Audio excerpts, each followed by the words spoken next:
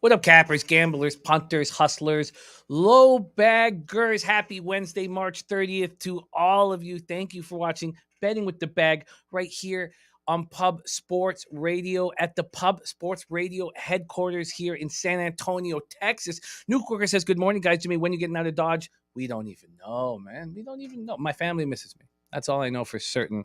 What I don't know is when we're getting out of Dodge. I'm not sure what this weekend holds. We had the plan to go to Lake Charles. That might be up in the air right now. So I might just be here in the studio doing live shows with you guys all weekend long. What a wild night last night with the Clippers. Giant comeback, and we were all on them. Moved on them live. It was great. It was so much fun. It's, capping can be a cruel mistress, and it can be the sexiest mistress in the world. Shout out to all you guys. Viper MB in the house. We got Nilo Amsterdam. What else? Nutflush Allen says, we'll never forget the look on Jimmy's face when he walked into the bar and I was alone in the dark capping. It was hilarious. It was a good memory of you just in the bar alone capping in the morning. Because we have late nights. And I tell you, the battle for prep is extremely tough. Extremely tough. Now, the battle for prep is tough when I'm at home. So doing it up, with all my friends every night and then having to do a prep, it's a battle. And I sweat out the booze, and I kept the card, and my hotel room stinks. And now Sonny Dollywall is in that hotel room, and he snores the loudest snores I ever heard in my life. Thank God he didn't come home till 6:30 in the morning. So I got a little bit of rest before he came home. Is that real? Oh, yeah. What was he doing? I don't know. It was. Are we going to see him? We'll see him at the Spurs game tonight. So that's our big deal, is the Spurs game tonight. And we're going to have Darryl Rice on the show capping the NBA card with me. Does my voice sound a little better today than yesterday? No. Okay. Getting a little too excited. We have Mr. Gogster ready to pop on the show to break down the NHL card. NHL was rough for me last night. I had 4 bets on the -1 line. I pushed 2 of them, lost 2 of them. Cashed with Texas A&M. And then a terrible $100 bet on the Lakers first quarter, but then picked up about 3, just a little over 3 bills on the Clippers, which took care of the evening. Shout out to Jay Peasy in the house. We got Danny Lopez, Sam I Am, and Sammy Calmer. Sammy Calmer, who's hit 19 straight in NBA, going for his 20th straight casher in NBA today. So we got to keep our ear to the streets and find out what Sammy's on. Mark Schillingberg says, good morning, low bag fam. Just watched Gogster's golf show. I suggest everyone check that out. Says respect. Slatsy, just his run is just spectacular. I mean, just follow Slatsy in NHL and everything's going to be okay. A 5-1 night. Tonight he's on Vegas in regulation. Sharks Coyotes over 6. Sharks Yotes 7-1 to the over the last 8 meetings. And I have not bet anything so far. So I'm wide open, ready to attack, and I'll start locking in action throughout the day and the evening. Matty Ice says, good morning, low bag. Another day, another tank cashed, being fired. Yes, we all knew. I think Ski Prophet said it best. He said, Taint, Ron Crawford, Pete on Texas A&M, auto bet. That's what he said, and it was. And luckily enough, Pete's always talked about listening, how important it is to listen. There's a bunch of us on St. Bonaventure, but before Teese left, he said he was buying off of St. Bonaventure, and he was moving on Xavier, and then Elio was like, "Yeah, I'm on Xavier. I'm on Xavier first half," and I was like, you know what? I don't want to be on 2 very public short favorites, so I just didn't bet the St. Bonnie's game, and only bet the Texas A&M game. And it felt very good. Alex Hills ready to go. JPC 4-1 straight bets last night. 2-0 parlays. And I bet Texas A&M twice. I love that. Ryan Kozlowski says someone talked me off the ledge, but is Buffalo at +140 worth a shot? They have been very competitive. Jordy Nordman says, what up? Last night was a great show. Huge comeback from the Clippers. It was extremely fun. JP says, Clip Show, serious business, ready to get to work. Thanks for joining us. Serious business. By the way, yeah, I've heard some rumbling and some rumors about that the Clippers might be getting all their boys back. Really? First for the playoff games, or for the playoff run, I should say. Wow. Well, the Kraken in my coffee is very interested in that. Yeah, a little too quiet from Kawhi. By the way, Kraken is your only defense you need from COVID. I don't know if any of you guys know that, but that's the only defense you need. Yes. I personally recommend THC and some booster shots. Dan Kelly says PG was very impressive. He sure was. What a What a dynamic player. What a difference he makes. Leonard Porsche says, huge card today, ready to work. Okay, I love it. I'm ready to get to work as well. There is Clint Starr, the diehard MMA podcast that I tried to tell you last night. Phil Kessel owns the damn Sharks. Goal and point props tonight. That Coyotes team, Clint, that you're so confident with Phil Kessel, they've lost 6 straight and haven't scored more than 2 goals in any of those 6 games. But I know you love Kessel. I know you love old big tits. There's Ron Crawford in the house. All right, it is Fat Wally. Much love to you. Thank you for joining us. Chris Carmentini says NHL is a literal coin flip. We got Mike M ready to go. Perfect rotation. Had a K on Clippers money line last night, Jimmy, and I was full of whiskey. Imagine the roller coaster I was on. Oh, Jesus, perfect rotation. 1K, a big boy bet. A big boy bet.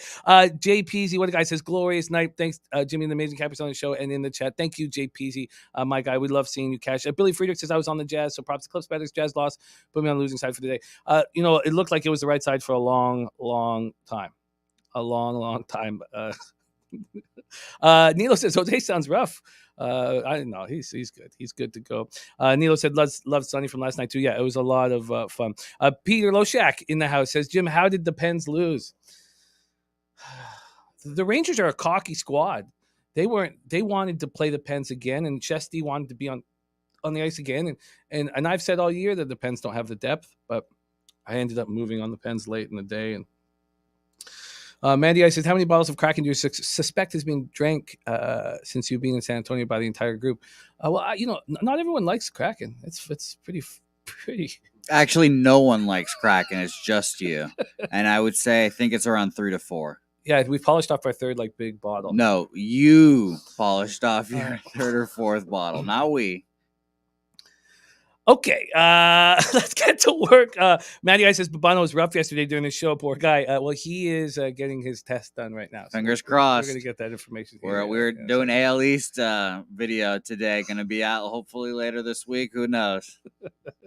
All right, let's bring on your first guest of the evening. Jeez, what's wrong with me? Yes, hell yes.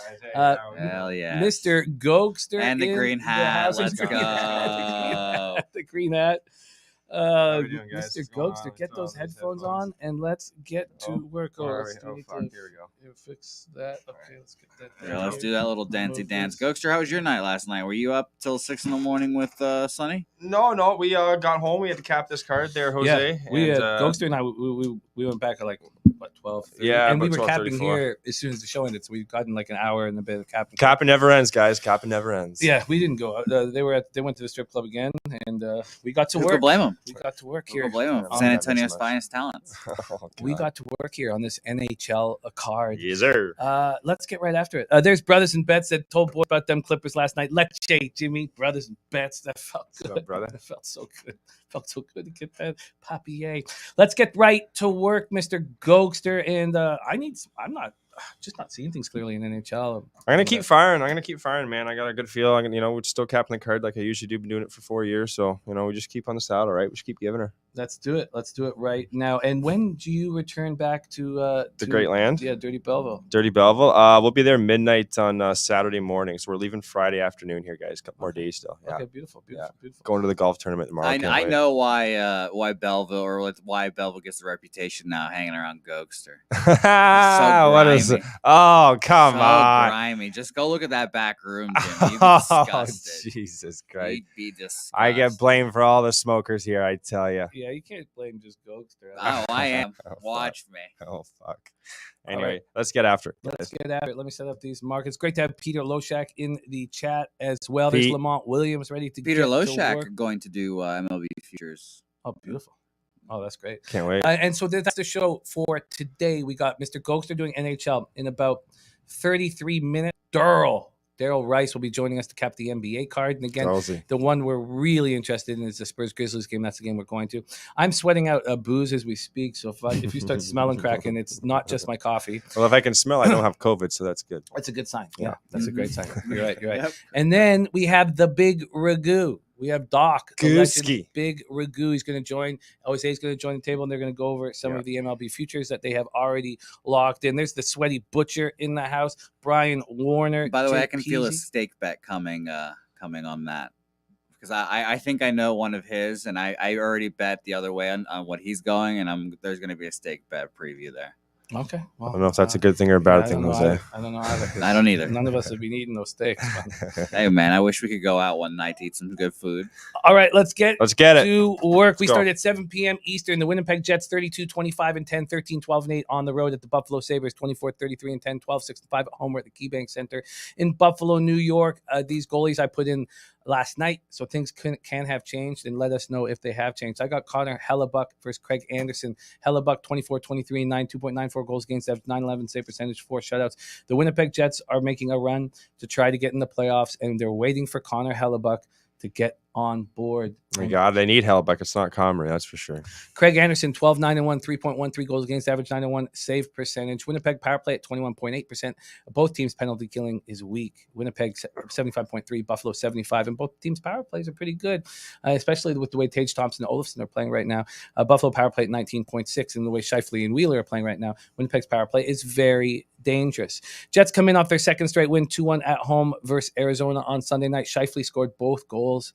What a beast, man. A big shout out to the late, great Dale Hawerchuk, who was adamant that the Jets had to pick Scheifele in the draft, pick him way earlier than he was supposed to go. Okay, yeah. And shout out to the late, great Dale Hawerchuk for seeing the greatness in Scheifele. Scheifele extended his point streak to 5 games, 3 goals, 6 assists, and Winnipeg has won 8 of their past 11, and they are in a bid to secure one of the wild card spots in the Western Conference. Wheeler also on a 5-game point streak. He has 1 goal and 6 assists. Sabres snapped their 2-game losing streak with a wild 6-5 win at the Blackhawks on Monday.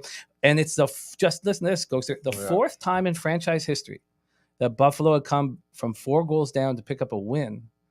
The last coming in a 6-5 win over the Boston Bruins on January 21st, 1989. Holy shit. That was the last time. I was going to say, I don't think they'd ever come back against Boston anytime soon.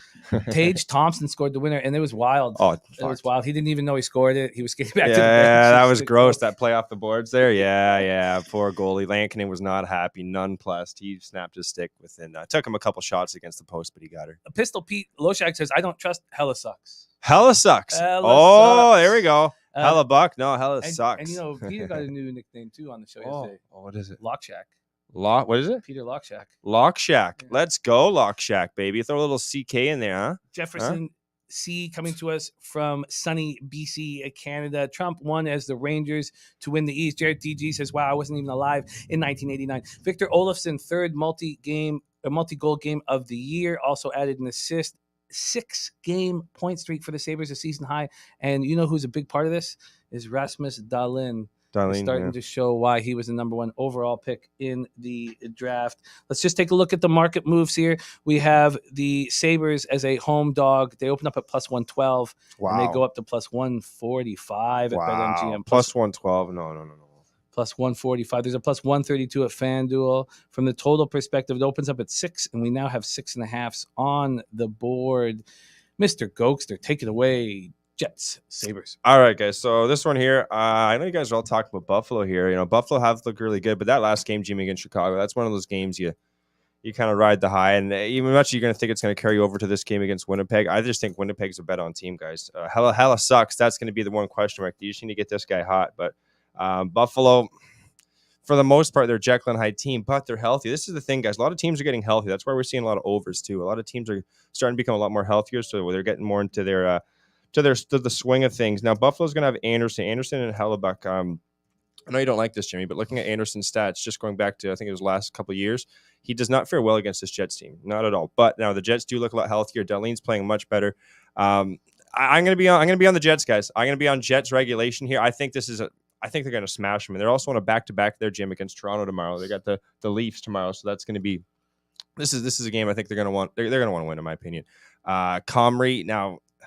Comrie going, that's the one thing. If Comrie does go today, I forgot. Today's Nilo's 44th birthday. Nilo! Mentioned it in the chat. Hey. I just see Nilo's name. I'm like, it's Nilo Nilo's birthday today. Hey.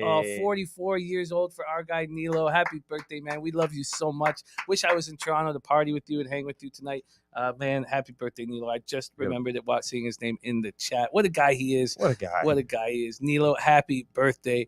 Happy birthday. Oh, look what Ronnie's on. Let's go, Ronnie. Me and Ronnie got the same play here. Winnipeg regulation. I got that at, oh, fuck, my phone's over there. I think I got a plus 102 that was, Jim. Plus 102. So I just think they're going to roll here, man. I really do. After that 6-5 win, I believe they won the last couple games too. They've been playing good hockey. I really think this is a down spot. They could come out flying, but I think the way the Jets have been playing, they're pretty much healthy too. The Jets have had a lot of injuries. Both teams have. This game makes me a little nervous. It does at first, but I'm not gonna make things difficult here, guys. I really do think the Jets are gonna come out here. I really do. Buffalo is healthy, but it's the last game, man. That's the first. They came back from 4 goals. Like when you ride I can see the sweat coming right off you. Yeah, it's the sweat. Oh no, are we getting the Bobano sweats? Oh no, that's booze. Turn that AC on. Yeah, here we go. Here we go. Okay, Gogster, you were on Jets in reg, and you got that at plus 102. Plus 102, that was, yeah. That's JJB, that blue mixture drinking. Jimmy's drinking. That's just common old Powerade. Yeah, that's I did mix in a little water. The Kraken's in the coffee. All right, let's move on to the next spot on the board. But were you interested in the over? Oh, 100%. 6 minus 130. The line, if you would have got that overnight line like minus 115, minus 120, I think that's a steal. Yeah, I do because like this, Buffalo is a team of the future. Their offense, they're a team of the future, man. They got a lot of good young talent. You said that these guys are starting to perform, so and they got a good group of players in the AHL as well at Rochester. So Buffalo just got a goalie there, and I think they could be okay. We got some of the cats who were hanging with us and we had so much fun partying with. We have Dutch Boy Fresh in the house, brothers in bets. We got Ick Schnizzle. The only move so far he's made is the Heat plus 5. Trump one says, how about a Jets team total? 3.5 plus money. I get it. I don't mind that. I really don't mind. This team's healthy, man. When you got these guys healthy, you got Ehlers, you got I'm blanking on the other one there. Connors, Kyle Connors, those 2 guys, man, they can score at any point in time in the game. And then you got Shifley playing well. It's a bet on team, but you got to look at Buffalo too. They're playing good hockey as well. Tage Thompson, Olofsson. I don't want to get in the way of them. It's a tough game, but you know what, man? I really think just the last couple games from Buffalo, it's going to be a tough one to keep that. You know, but you're going up against a Jets team that have been playing really good hockey. They're trying to make that playoff push. So. All they did was beat Arizona on Sunday night. But no, I feel you. I'm not going on the other side of you. I don't think I want to get in the way of the Sabres right now. Nilo saying Anderson is confirmed. Let's roll on to the next spot on the board. 7:30 p.m. Eastern. The New York Rangers. 43-19-5, 21-13-2 on the road at Detroit Red Wings, 26-32-8, 17-12-5 at home at Little Caesars Arena in Detroit, Michigan. This is a tricky back-to-back for the Rangers. Alexander Georgiev, 10-9-2, 3.08 goals against average, 894 save percentage. That's what it's come down to. He's playing a little bit better lately. Nedeljkovic, 17-20-7, 3.26 goals against average, 901 save percentage, 2 shutouts. And Rangers, 26.8% power play, 81.2% penalty killing. Detroit, 17.4% power play, 72.4% penalty killing. Rangers on the second half of back-to-back after their big, huge, giant 3-2 win at Pittsburgh last night. They passed Pittsburgh in the standings. It's their 3rd straight win. They're 7th and 9, and they got to turn it up again here. And there's been a big move towards the Red Wings, and it makes perfect sense to me. Red Wings go from plus 160 all the way down to plus 130 or 135, and the opportunity to bet the Red Wings is gone. Nutflush Allen says, look at the Wings team total over. Slatsy says, haven't bet it, but just for info, Rangers and Wings 10-0 last 10 meetings have gone under, but the Wings gave up 11 last game. And there's Res Mob in the house. And Peter Loshak says, I bet you Nutflush Allen likes the Wings team total over too. Okay, let's talk a little bit more about this spot here. So we talked about that 5-1 win on Friday. Mm-hmm. The rematch was huge. 3-1 lead, another power play goal by Kreider. Crosby makes it 3-2. We didn't really get to watch the game because we were live betting basketball, but we were following it closely. The big stat that came out to me when I was going over the numbers was Shesterkin made, do you know how many saves he made? 44? What was it? That's your guess, right? Yeah. 22. 22 saves, eh? That's it. That just tells me the defense then for the Rangers ain't fucking around. And they said the coaching staff that was our best game defensively, just getting the outlet passes out of the zone. Yeah. Red Wings come in off their third straight loss, 11-2 at the Penguins on Sunday. Since March 1st, since a win over the Hurricanes March 1st, they're 2-8-2. And what a Jekyll and Hyde team. I know they allowed 3.8 goals per game. So they've allowed 7 or more on 9 occasions.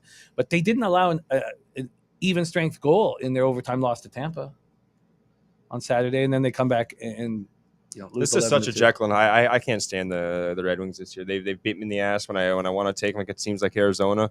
We had them on Pittsburgh over Detroit there, guys. Puck and a half first period the other day. This one here, fuck, man. I could still see the Rangers beating Detroit, to be honest. There's no chance that I would bet them. I'm not going to bet them. But, man, Detroit's – they fucked me so many times, man. Like, they've cost me so much money. Even going up against teams like Arizona, and that was a big game. Gorgiev, too. I've looked at some numbers, more in-depth numbers, and he's not – he's bad, Jim, but, man, against some of these shittier teams, I expect them to be half decent. Now, they are coming off that 11-3 loss, that crazy amount of goals Pittsburgh scored against them. Did you see the highlights from that game?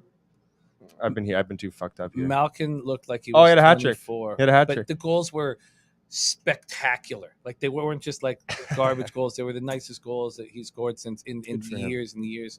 Ron Crawford says Rangers spot. My only chance of getting in on this game. I like that team total over by you guys. You guys are saying from Detroit. I don't mind that. The public's going to come back in on the Rangers. 100%. So the Sharps have come in on the Wings. Public's going to come back in on the Rangers. Maybe there's an opportunity for the Red Wings later in the day, and maybe what do you think about this total? This total opened up at 6.5, and that's too high. That's a little too high. That's probably too high. Yeah. Against a team that just gave up 11 goals. Yeah, and they're coming off a back-to-back too. That's too high. Probably too high. These goaltenders are trash, but that's too high. I would be definitely leaning to the under here. Definitely leaning. That might be the play more that we talk about this. Man, 22 shots against Pittsburgh. Now you're going against a Detroit team. They're not going to go balls to the wall offense here. They're going to, I think, puck possession. This is a puck possession kind of game. Nedeljkovic Djokovic going to be in net with Gorgiev. It's a game I don't want a lot to do with, guys. It really is. I can make a case for each team. The over, I can't really make as much of a case for here, but it's a stay off, in my opinion. Anonymous says that total opened up at 6. I don't have that here from the Action Network, but I don't doubt it. Yeah.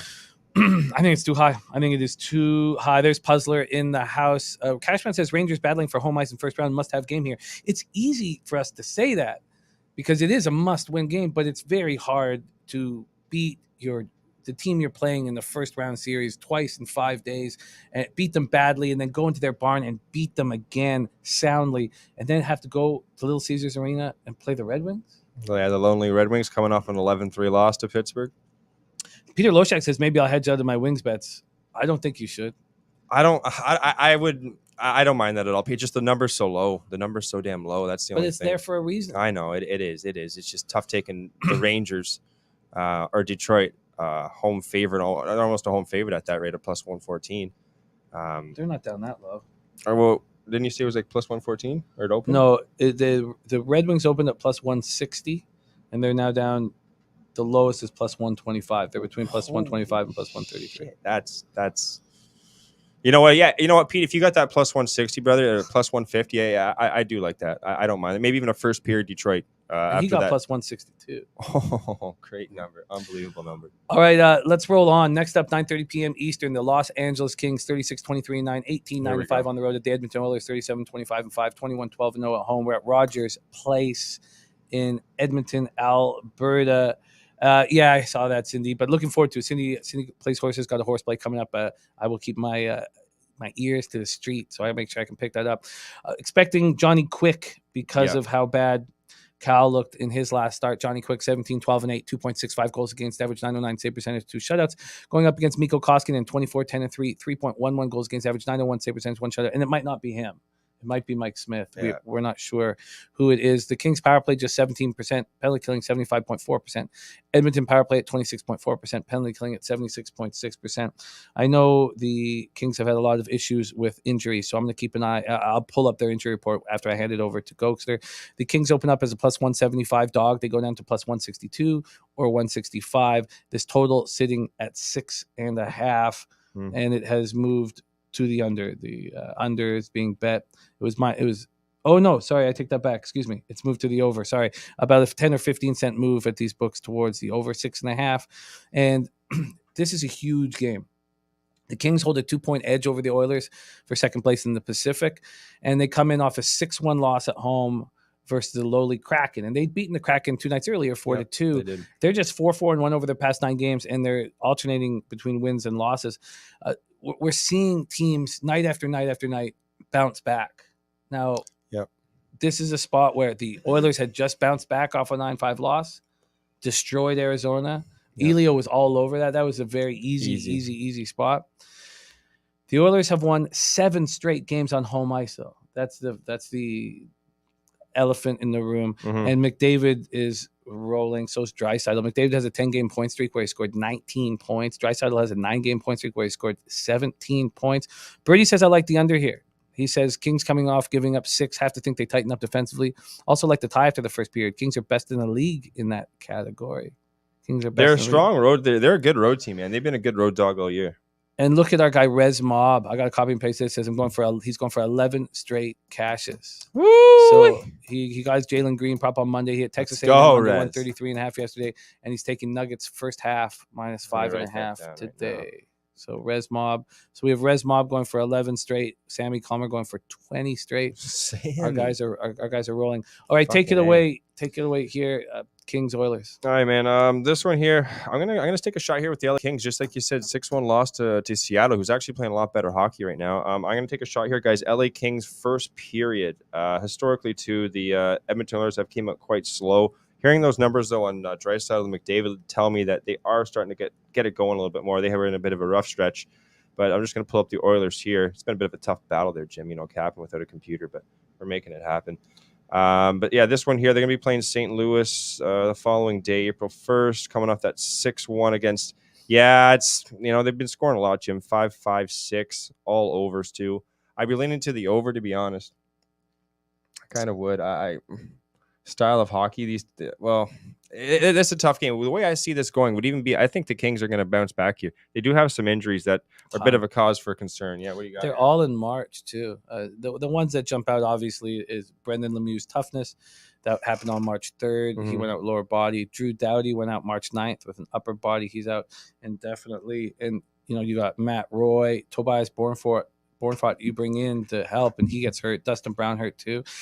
The Kings can't play an up and down. If it's a battle of scoring chances, the Kings are going to lose. They are. Brian Warner on Deneau over a half point. Deneau's going to be extremely important in this game. Deacon Mike says Kings offense isn't consistent and usually low. And then Birdie says something that you've also said many times about Kings are so deep down on the farm. They are. Yeah, that's exactly what I'm trying to pull up right now. I'm trying to pull up the line combinations here for the LA Kings so I can tell you guys some of the names that they have, because they are deep. They got Martin Frick. They had the young Italian guy here too. I can't remember his name. But yeah, I just want to pull up the Kings because they're so fucking deep, guys. They got a deep farm system that can always come back at any time. I just think that 6-1 loss, whenever you get a team coming off a bad loss, it's happened so many times. That's why people are even on Detroit here in that back-to-back spot for the Rangers. And in this one here, kind of not a fat and happy team. When it comes to later on in the hockey playoffs, later on in the season, you only got 16 games left pretty much for all these teams. I really just think that it's going to be crunch time. So Jimmy just brought it up here. So yeah, you got Capri, I can't pronounce his name. Capari, 89, he's solid. For Velarde, Mikey Anderson still. You know what? Their top 3 lines here. And if Arvidsson's going, that's going to be huge. Get him back in the lineup. But their first line there with Kopitar, Iafallo, and Kempe, that's a deadly line. There could be some offense here. There could still be some fireworks. I'd be a little hesitant. Did that open at 5.5? I'm seeing there, guys. Was that the 5.5 line it opened at? No, I did. I don't have that at opening at 5.5. I have this total opening up at 6.5. Okay, 6.5. Yeah. 6. I that number's fuck. These totals are getting so damn high. I would be leaning to an over there, but it's it is up there. I do think the Kings are going to come out strong here. I really do. You said it's like a playoff game too. Both teams are kind of fighting for the spot. I'm surprised. The Kings, this is going to be a test for them with all those injuries. I'm going to keep a close eye on this hockey game, but I do expect the Kings to come out in this first period and knock and play with the Oilers. I got that number at, what do I have here? Plus 145, LA Kings first period. And even the Kings team total over 2.5. It's minus 124, Jim. I don't mind that just because the way Mike Smith and Koskinen have been playing for the most part all year. They're just so fucking inconsistent. So Patrick Burns says if Kings win the first period, are the Oil live as a dog plus money? Exactly. That's exactly what probably, I would think. But you have to see how tight the Kings are playing defensively. Koskinen has been confirmed. Elliot V says Oilers in regulation is the play, and Cindy Plays Horses is on race 3 at Tampa. The 5 Cavavada at 15-1 says this horse has been in trouble in the starts and running in sprints. He needs to go longer, and even this race might be too short, but at this price, worth it. That's from Cindy Plays Horses, race 3 at Tampa. Tampa Downs. That's a Doc. That's Big Ragoo's track, and Big Ragoo will be joining us. Definitely. In a little bit. I like the Kings here, Jim. I really think first period they're gonna come out strong after that 6-1 loss. The Oilers have been playing really well, but I've seen it too many times where this team goes down early, the Oilers, and then they just home. They're pretty much a healthy team. They got a lot of guys back, and Koskinen's going to be in net. Quick's going to be the question mark too. We're going to have to see how Quick is after that couple of days off. He hasn't played, I think, since last Thursday, Jim. So. I just bounce back spot for the Kings here. Full game is going to be a little bit of a question mark, but I do think we're going to see a bit of goals there, close to the 6.5 mark, and the LA Kings lead at a nice plus 145 after the first. Plus 146 was available at Bookmaker. Perfect. All right, let's keep rolling. Next up, 10 p.m. Eastern, St. Louis Blues, 36-20-9, 15-11-5 on the road at the Vancouver Canucks, 32-27-9, 14-13-5 at home, Rogers Arena in Vancouver, British Columbia. We have Jordan Binnington, 13-13-4, 3.14 goals against average, 901 save percentage. I'm not entirely sure if he will be in net, but he's going up against the Iron Lady, Thatcher, Demko, Maggie, Thatcher, Demko in between these pipes. And Thatcher's better step up. I mean, they need Maggie now more than they've ever needed her. Well, no, I shouldn't say more than they ever needed her before because she stepped up big in the playoffs. But the Iron Lady, she's got to get her shit together. He's not been playing well. St. Louis power play 25.8%, penalty killing 82.6%. Vancouver power play 21.6%, penalty killing 72.8%. These two teams just met in St. Louis on Monday night. So St. Louis snapped their 2-game losing streak with a 4-1 win. They'd lost their previous 2 games at home to Carolina and Philadelphia by a combined score of 12-4. It's a perfect spot for St. Louis. They're just 4-6-3 in March, and the Canucks are not playing well either. Second loss in 3 games. They have just 3 wins in their last 10, and they're about to fall out of the wild card spot, or they're the pace to even get in. Anonymous says Husso stood on his head last game versus the Canucks. And Peter Loshek says Vancouver Blues were great January and February. Why did they start sucking in March? It's a good question. It's a good question that is tricky to answer. Maybe Gogster can answer that. But the Canucks opened up minus 110. They're now minus 113 or minus 115. This total opened up at 6, and there's been 5-cent or so move to the over 6. Why do we not think the Canucks? Why do we not? Is there any reason why the Canucks don't bounce back here? I've actually had a pretty good read on this Canuck team all year there, Jimmy. This spot here, it's similar to the St. Louis game, in my opinion here. St. Louis coming off those 2 losses. That was a good spot from going up against Halak. Mm-hmm. Now you're going to have Binghamton, which is their backup, and they're coming off 2 losses, and they got their goalie back in Demko at home. I think this is Vancouver play. Even team total over Vancouver too. I'd be interested in that. Depending on what the total is, 6. I'd lean to the over, but I would Vancouver. St. Louis has not been a good team on the road. They've been very Jekyll and Hyde. I remember against Ottawa earlier on, they had to fight their way out of that. Like it was 5-3 final. This one here, I really would be leaning towards Vancouver. That line is a small favorite, kind of tells me that too. Halak and Demko is night and day. Demko is a guy that plays so many games. Like they'll throw Demko in for like 8 straight. They've been doing that a lot. So this guy with a little bit of rest, that could be it. Where Pete was wondering why. I know they had Demko starting a lot of games. And as the season goes on, I didn't play goalie at a high level, but I could just imagine your body's going to break down a bit. You know what I mean? Especially when it gets to end of the year, it's not crunch time. It is crunch time, but just the games become a little more, a little more physical, especially even in front of the net for goalies. It's a little more little more havoc going on there. So I think Demko coming off some rest as well. St. Louis, Jekyll and Hyde team. Binghamton's been very bad all year. We want to hear that confirmation on Binghamton because if it is Huso, I think that it's the best chance for St. Louis. But I think Vancouver first period even here, -1, I think it was 115, 112. And even a double down. I would even double down here with Vancouver money line. This is a big game for the Canucks. Huge. Big one. Yeah. I think they take care of business. They have to here. The season's on the line. And coming off that 4-1 loss, and now they're home. Now they're only 14, 13, and 5 at home. Birdie says, I love where the Stars are, Jimmy. They're built for the playoffs. I'm feeling really good about the cup bet. Ooh. They just have to get there. And Man, Jake Ottinger. I'm telling you, that's a stud. That's a stud right there. I like Wedgwood as a backup too now. I like him better than Holtby. Sneaky, yeah. Sneaky. Okay, yeah, I think the Canucks are a spot. I think we'll be moving on the Canucks here and should do it sooner rather than later. I do. So do you want to move on it as an official pick yourself? Both first period and money line. Okay. Do we have numbers? I had first period, I think it was -112. I don't have the full game. Okay. We can get that for you here. Let's just see what Gogster, the Canucks are going to be my play as well with you. Oh, you're jumping on, are you, Jose? Yeah, I've tailed Gogster 3 times now. I'm 1-1 no. with Gogster. This is the rubber match here, Gogster. This is going to determine if I like you or not. So this is big time. Well, my name, you've already told me you don't like me because of my name, so. That's First true. Period and full game, you're -113. So this guys. Gogster is doubling up here. Oh, -108 for both was found by Billy Friedrich. -108.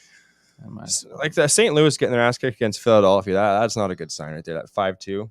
And then the following game, I think it was 7-3. 7-2. 7-2. Was the next loss against Carolina? Yeah, it was Carolina. Yeah, Carolina. So if Philly's allowing 5 goals to you, man, you got a bit of problems there. And also Torrey Krug. Torrey Krug's not playing too. I believe he's out. He's been out for a bit. Yeah. That's not a good sign for this team. He's a pretty big defensive player on that team. So all right, I'm in. That's the first spot that I know that I'm in on this card. Let's keep rolling. Jim. We got 2 games left before we move on to NBA. Starts at 10 p.m. Eastern. The San Jose Sharks 28-8, 13-14-4 on the road at Arizona Coyotes 20-41-5, 22-1 at home. We're at Gila River Arena in Glendale, Arizona. We've already heard from Clint, star of the Die Hard MMA podcast, that he says Kessel owns these Sharks. Mr. Hot Dog? Yeah, he also owns a freezer packed with different types of sausages. James Reimer, 18, 13, and 6, 2.75 goals against average, 917, save percentage, 1 shutout going up against Phil Malka. Reimer's been pretty good. Reimer's a good backup to have. He's not a bad goalie. I think he's just the pressure. Put him in New York, Toronto, those big city markets, the guy's going to crumble like a cheap suit. But in these San Jose, Arizona's, the guy can be fine. Arizona, 13.8% power play, 73.5% penalty killing. The Sharks are a rested group. They come in off their 3rd win in 4 games, 4-1 at home over the Ducks on Saturday night, and huge, big rest advantage. Let's see what we are dealing with here. We have San Jose opening up at -141. They're up to -160. God, the Sharks on the road as a favorite. That sounds awful. Check out that injury report from the Coyotes, though. Yeah, it's a mess. It's and the under 6 opened up at -115. It's now up to -120. All right, so the Timo Meier had a hat trick. He seems to be rolling right now, as does Hurdle. But it's the Coyotes, how bad they've been this in the last little stretch. They're coming off their 6th straight loss, 6-1 beatdown at the hands of the Oilers on Monday night. Arizona's not scored more than 2 goals in any of their losses of this stretch. They've given up 4 goals per game during the 6-game run, and then they lose Lawson Krause to a hand injury. He's been playing really well. He's got 20 goals for the first time in his career. Slatsy says Sharks, Yotes, 2 bad teams playing out the season. Why would we have defense here? Over 7-1 in the last 8 meetings. Bet the over 6 in Sharks team total over 3.5 plus 120. Timo Meier to score at plus 120. He scored in 4 straight versus the Yotes. I think that all makes a ton of sense. Yeah, and the lines, they're a road favorite for a reason here. Arizona's they got major problems, guys. Just looking at 1 against Edmonton, 1 against Winnipeg, 2 against Calgary, tougher teams, 2 against Seattle, 2 against San Jose. So they did lose to San Jose back on March 20th, 4-2. Just check who was in net there for the Coyotes, and that was Vejmelka.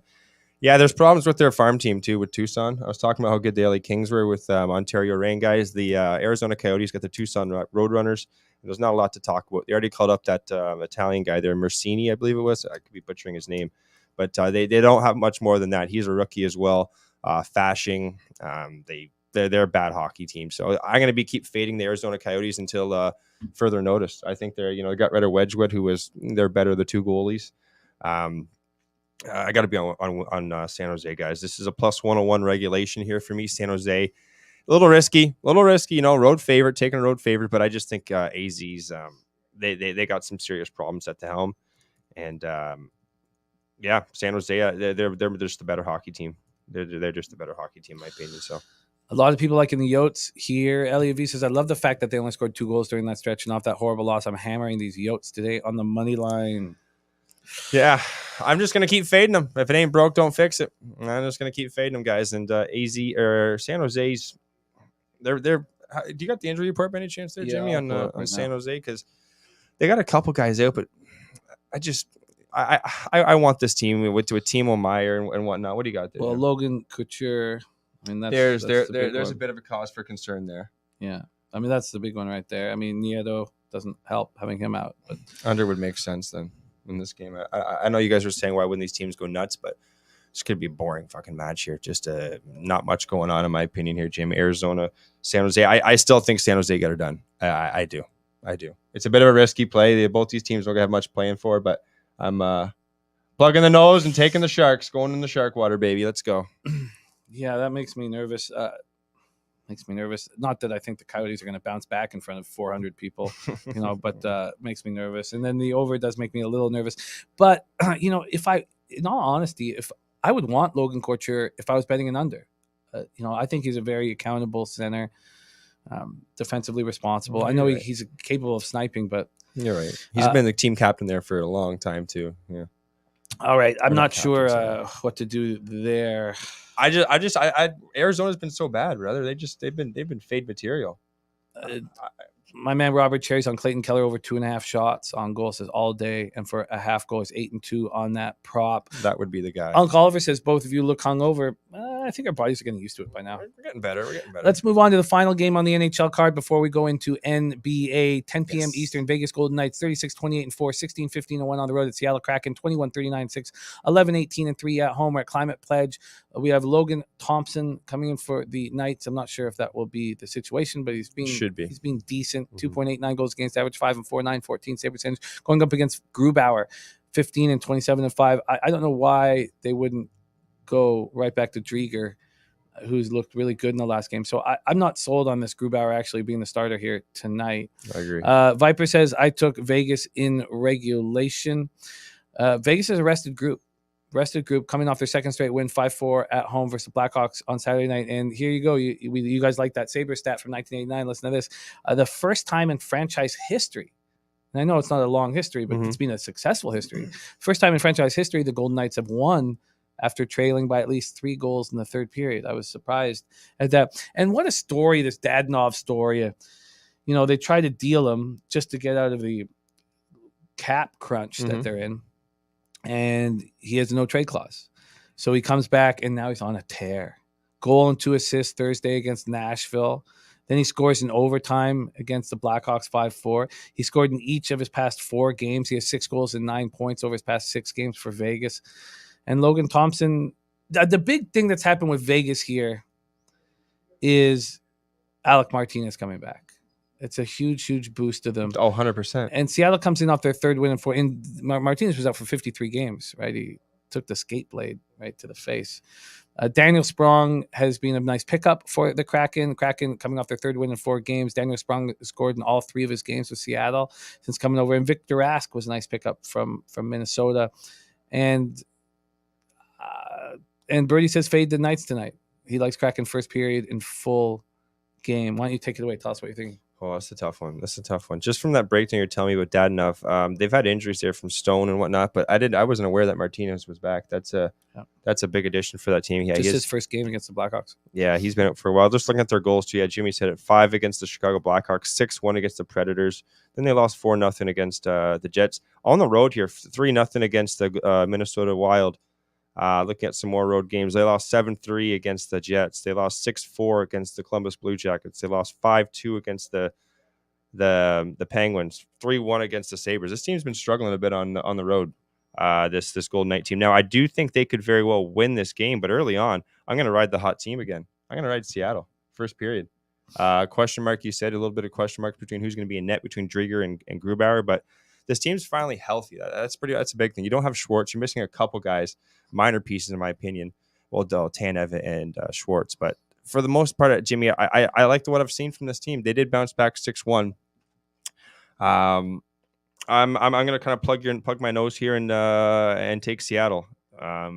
Eventually here, I do think Vegas is gonna get better, but Logan Thompson's a guy I haven't talked about either.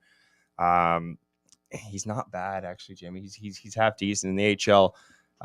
He was a big reason why the Henderson Silver Knights were able to come back from so many games. So he's not an awful goalie by any means. But I need to quickly interrupt and give a big shout out to Know Something with the 1999 dono. Thank you so much. Know Something says couple Canadians in the States.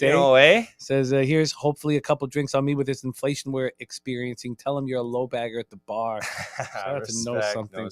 Thank you, man. That means a ton to us, man. Couple Canadians, huh? Couple of knuckleheads. So Vegas, Seattle Kraken. You want Kraken first period? What's the line? I do. I want Kraken first period. I got that at where is it here? It's plus 125. A bit on the lower end there. I'm just gonna ride the hot team here. And the numbers that I just told you guys about the Vegas Golden Knights, they allow goals, a lot of goals on the road. So maybe even just Seattle team total over 2.5 if it's friendly there. But you got the injuries there, Jim. Yeah, just Schwartz and Hayden Fleury. Yeah, they're healthier than they've been in some time. And I think it's proving that they were 4-2. They lost against the Kings, but let's see if I can pull them up quickly here. Seattle's they have nothing to play for. Some of these teams that have nothing to play for, guys, they can be very, very dangerous, very dangerous.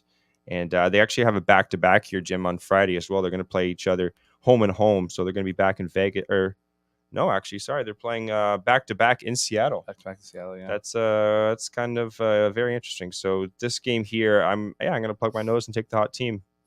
You have we got you a plus 130, by the way. Thank you to Billy Friedrich. Thanks, you Bill. have the Kraken at plus 130 first period. All right, let's review action. Ron Crawford, spreadsheet play today's Winnipeg in regulation. Gogster is also on the Jets in regulation. Let's go, Ronnie. And I don't dislike that play at all. But I'm not going to go. I'm not going to step in front of the Sabres right now, who just feel so good about themselves. I get it. Then I think that the under 6.5 is very, very interesting in the Rangers Detroit Red Wings, and I find it quite appealing. It's tempting, but I haven't moved on it. Gogster first period at plus 146 is on the LA Kings. Is that right? Yes, Kings, that's right. Yeah. 146. After that 6-1 loss against Seattle. Then the Canucks, first period, minus 108, full game, minus 108. I'm going to be on the Canucks. I'm going to add the Canucks to my action. Yeah. Gogster, you're on the Sharks in regulation at plus 101. And fading those Coyotes. I don't dislike it at all. But I don't know really. They're a rested group, right? They haven't played since Saturday. I just check that injury report, though, is too much. You know, you got Clayton Keller. But Clayton Keller's supposed to play still, right? I know. Clayton Keller's like one of the few guys they still have that's not on the IR here. Logan but he hurt Krause. himself. Clayton Keller hurt himself in the last game. That's all. But he's going to play. Yeah. Logan Krause, Fisher, Chychrun. Those three players, even Roussel. And they don't have a farm system. They don't have a good farm system right now. So it's not a team I'm expecting any goals anytime soon. You know, I've got the season win total under for the Coyotes. And that looked in danger 6 games ago. They were actually coming on that big run. I was like, oh, my God. So I think it was like they'd have 24 points in 22 games, and I lose that bet. So maybe I'm sort of invested even without putting out money here. And my whole night's going to be so wrapped around the Spurs game. Oh, God. And I can see Darryl Rice ready to go. Yes. Darryl ready to go. See you, Darryl Z. So great stuff. Gogster with lots of action today. I love it. Gogster, before you go, tell them a little bit about the Valero Open, your video on it, and how you're going to be there tomorrow and all that good stuff. Yeah, guys, we're going to be live at this Valero Open. I'm so excited for this. We got our six-pack already put out there. First round leaders. I got matchup bets. We're going to be sweating them out right there live. I'll probably put up some videos on my Twitter and whatnot.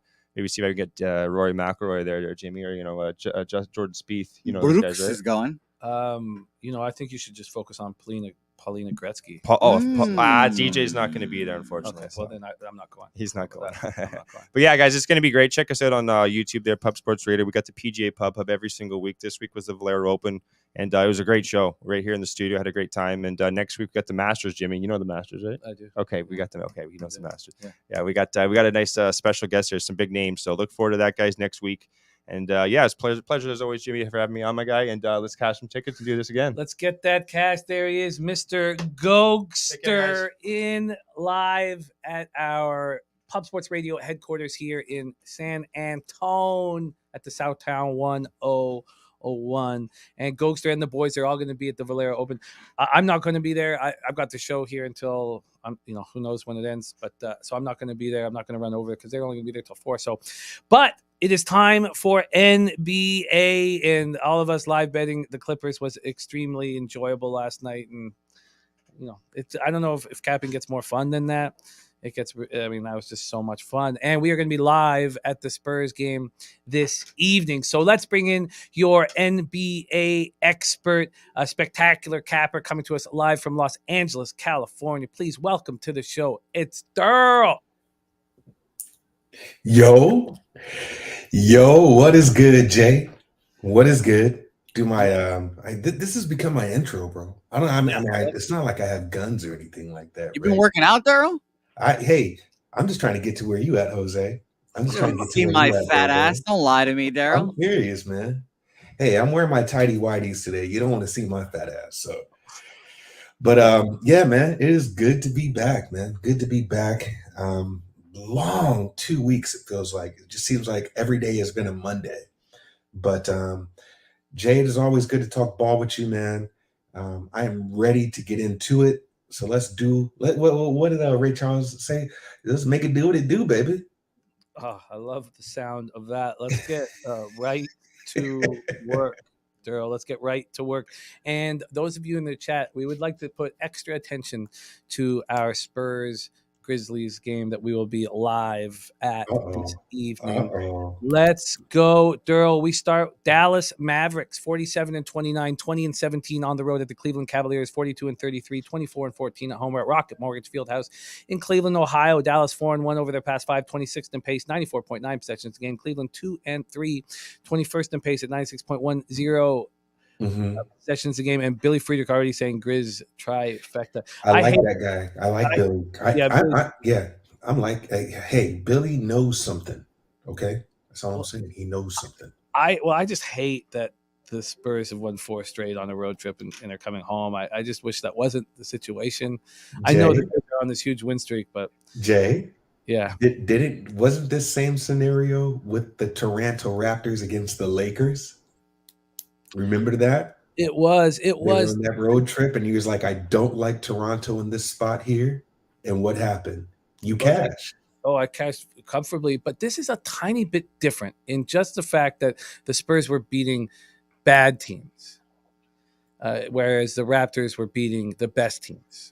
That's the only difference. But you're right. There's a lot of similarities to the two spots. Let's break this down a little more. Mavs open up as 4-point favorites. That's down to 1.5 at BetMGM, 2 at books. That's wild. That's wild. Jesus. And then we have obviously the fear is that if you already have the Mavs, is they're going to rest Luka in this spot. This is what this is telling you.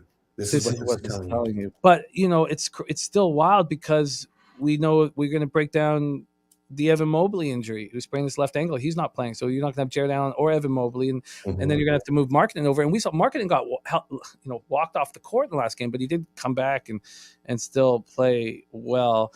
Let's just discuss this. 10,000 tickets are in, and at this price, the Sports Insight says there is a overall value on the Dallas Mavericks.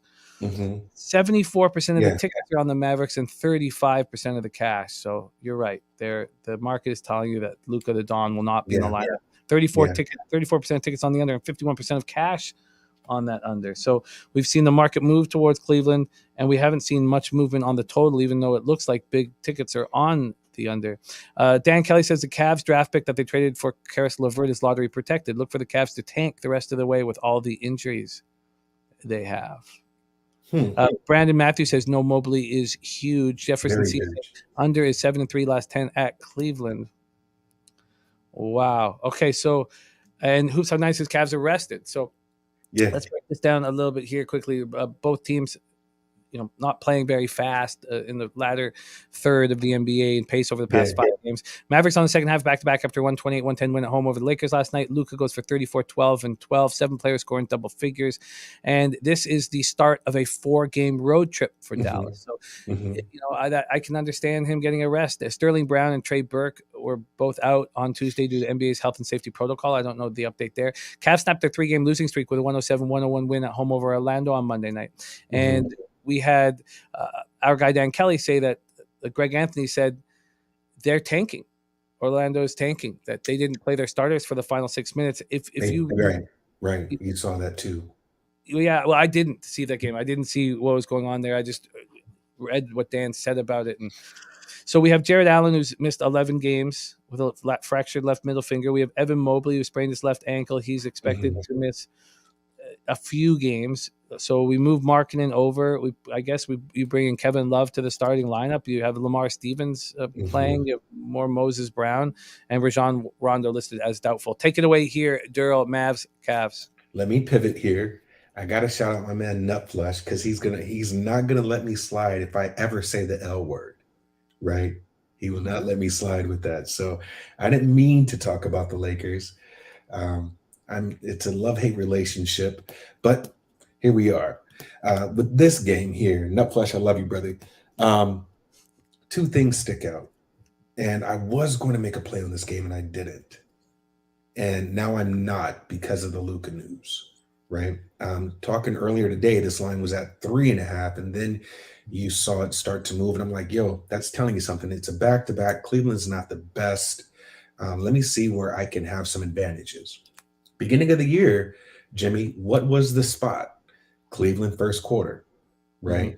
That was the spot. If you were Cleveland first quarter, you're making money. And in some cases, Cleveland first half. If they missed that first quarter, you could live bet the first half and they would cover that.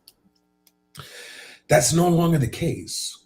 It's no longer the case here, right? They're like 2-8 in their last 10 on first half and like 1-9 or something like that last 10 first quarter. So that's no longer an automatic, play. The thing that I would have liked is for Luka to be in this game, and I would have taken the first quarter under 54.5 points. I would have taken that. And the reason why is because I believe Luka is the one who controls the entire pace of the game. He controls it. So had he been playing, the numbers say right now that they're both averaging between 26 and 27 points, right? But in the last 3, Cleveland's only given you 20 points in the first quarter. The opponent's points in the first quarter, they're averaging around the same, right? So no one's breaking that 30 mark. So now if you take Luka off the court, I believe you've got some Spencer Dinwiddie props here, right? They call him Dinwiddie in Dallas. And this game just might get a little faster, right? So I say all that to say that the edge to me would be under 54.5 points in the first quarter combined total, both teams. But here's something crazy. Without Mobley, and now you don't have Jared Allen in there, I still think Dallas can get this done. Dinwiddie is out tonight too. Okay, I did not know that. Sorry about that. If he's out, then this one here is just, what do I say? Too many moving parts. You don't want any action in this game. You don't want any. But if I'm going to take a side, because the line is so low and because of the underperformance as of late with Cleveland, Dallas is still the side to go. This line could be moving the wrong way, but this isn't a game I'm going to have any action. So the notes on the Mavs have just come out recently. So it's Trey Burke and Sterling Brown are both out with the protocols. Ntilikina is questionable and Dinwiddie has been ruled out. Okay, he's out. That would lead you to believe that Luka the Don will be in charge. Well, wait a minute, though. I mean, is Spencer worth, what is that, like a 3-point movement? No. Right. So that could possibly be maybe Luka being GTD, right? And then possibly not playing for rest. I mean, you don't need Luka to win this game, right? You don't need him. You can still win this game. You still got Jalen Brunson on there that can run the ball, right? So it's, to me, Spencer Dinwiddie is a factor, right? But I just think that line movement to that degree is just, especially if for whatever reason this becomes a pick'em or Dallas -1, or even if they just become the dogs for whatever reason, then that's telling me Luka isn't playing. So if I were y'all, I would just step off this game. And Brandon Matthews saying no Dinwiddie, Brunson props. There you go. But now they might be juiced, right? A tricky start to the card in Mavericks Mm-hmm. Cavs. A tricky start to the card in Mavericks Cavs. Let's move on to the second game on the card, 7 p.m. Eastern. Denver Nuggets 45-31, 23-16 on the road at the Indiana Pacers, 25-51, 16-22 at home at Cambridge Fieldhouse in Indianapolis, Indiana. Denver 3-2 over their past 5, 17th in pace at 97.5 possessions a game, while Indiana is 1-4, 19th in pace at 96.70 possessions a game. Nuggets come in off their second straight win, 113-109 at Charlotte on Monday night. Jokic 19th triple-double with 26, 19, and 11. They played without JaMychal Green, who's dealing with a wrist injury. Let's see what we are. Oh, that's the wrong one. Let's see what we are dealing with here from a market perspective. Nuggets opening up as 9-point road favorites. They've moved to 9.5. This total opened up at 231.5, is now at 233.5. And then Jimmy, you're real somber today. Oh no, I'm good. We had a huge night last night. I'm good. I'll get back. Okay. I got you. Okay. We got 11,348 tickets in. 65% of the tickets, 98% of the cash, 98% of the cash right now on the Nuggets. And Sports Insight saying that there's line value with the Pacers here. 37% of tickets on the under, 53% of cash on the under. So let's talk a bit about the Pacers coming off their 4 straight loss, 132-123 setback at home on Monday night. They've given up at least 131 points in each of their past 3 losses. Miles Turner was just announced done for the season. The Pacers only had 8 available players in that loss to Atlanta on Monday night. Dwayne Washington Jr. didn't play. Malcolm Brogdon sat for rest, so he should be available here against Denver. I thought he was out. Did you see that underdog, the fantasy lab status, Malcolm Brogdon, rest, and then it said, tanking? Yeah. Just see right now. Yeah, I think he's out. Okay, let me just pull this up here, see if I can get a... Why would he be... I mean, obviously it's because they're tanking, but still, like, let's just pop this up here. Let's see what the chat has to say about Brogdon. Okay, I'm waiting for this to load up. I don't know why it's taking so long, but I know this is a big piece to the puzzle. Here we go. Piece. Yeah, you're right. He's been ruled out. Yeah, he's out. For rest. And he's tanking. Yeah, ruled out for rest. Wow. Oh, wow. Okay, take it away here, Nuggets, Pacers. Yeah, so your Denver first half would be an automatic bet. Right. And speaking of that, LJ from H-Town is on that first half -5.5, but so is my guy Rez Mob, and Rez Mob is going for 11 straight cashes. Yeah, that's the automatic play. Now, they actually pushed the 9. Now, the last game. So the last game they played was a huge spread, and that was against. Shucks, let me see here. The last game that they played was against Charlotte. Yeah, the Nuggets last game. Yeah. Right. But the game that they pushed was against OKC, right? Which if you would have gotten the line early, you would have cashed, right? But the closing line value on that first half was -9. They were winning by 9 in the first half. This is the time to take Denver first half here. They're just one of the highest scoring teams in the first half, right? So this is a time to where it almost seems automatic. And I want to say they actually lost the first half against Charlotte. They were losing by 1 point. They actually lost that game, right? This is a game to where if you don't have Malcolm Brogdon, who in a sense is kind of like Luka Doncic, to where he kind of controls the pace. He really slows the game down, kind of like Joker. You're not going to speed up Joker. I would take Denver first half. So I'm going to make that an official play. Denver first half. I got that at -5.5.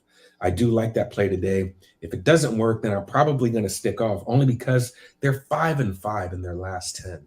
So these haven't been as automatic.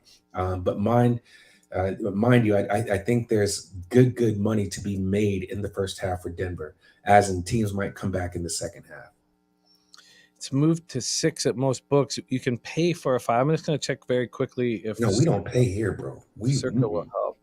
Not on duty, man. Yeah, minus 116. Let me just see if I can get a first half for you here at 5.5. Come on, give me a first half of 5.5. And first half spread. No, that's at 6 there too. So I can only offer you a minus 6 at minus 106. Let's do it. Yeah, I mean, Denver's still 6 in the league. Last 3, 31 points. Last 3 for Indiana has been 24.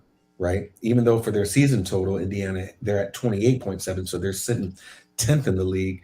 But what's going to make the difference is those first half points, right? So if you see something close in the first quarter, this is why I'm kind of scared of the first quarter, because they can put up similar numbers. But if you see something happening in the first quarter, don't be alarmed. Where it seems that they go to work is in the second quarter, right? So they're averaging 60 in the last 3.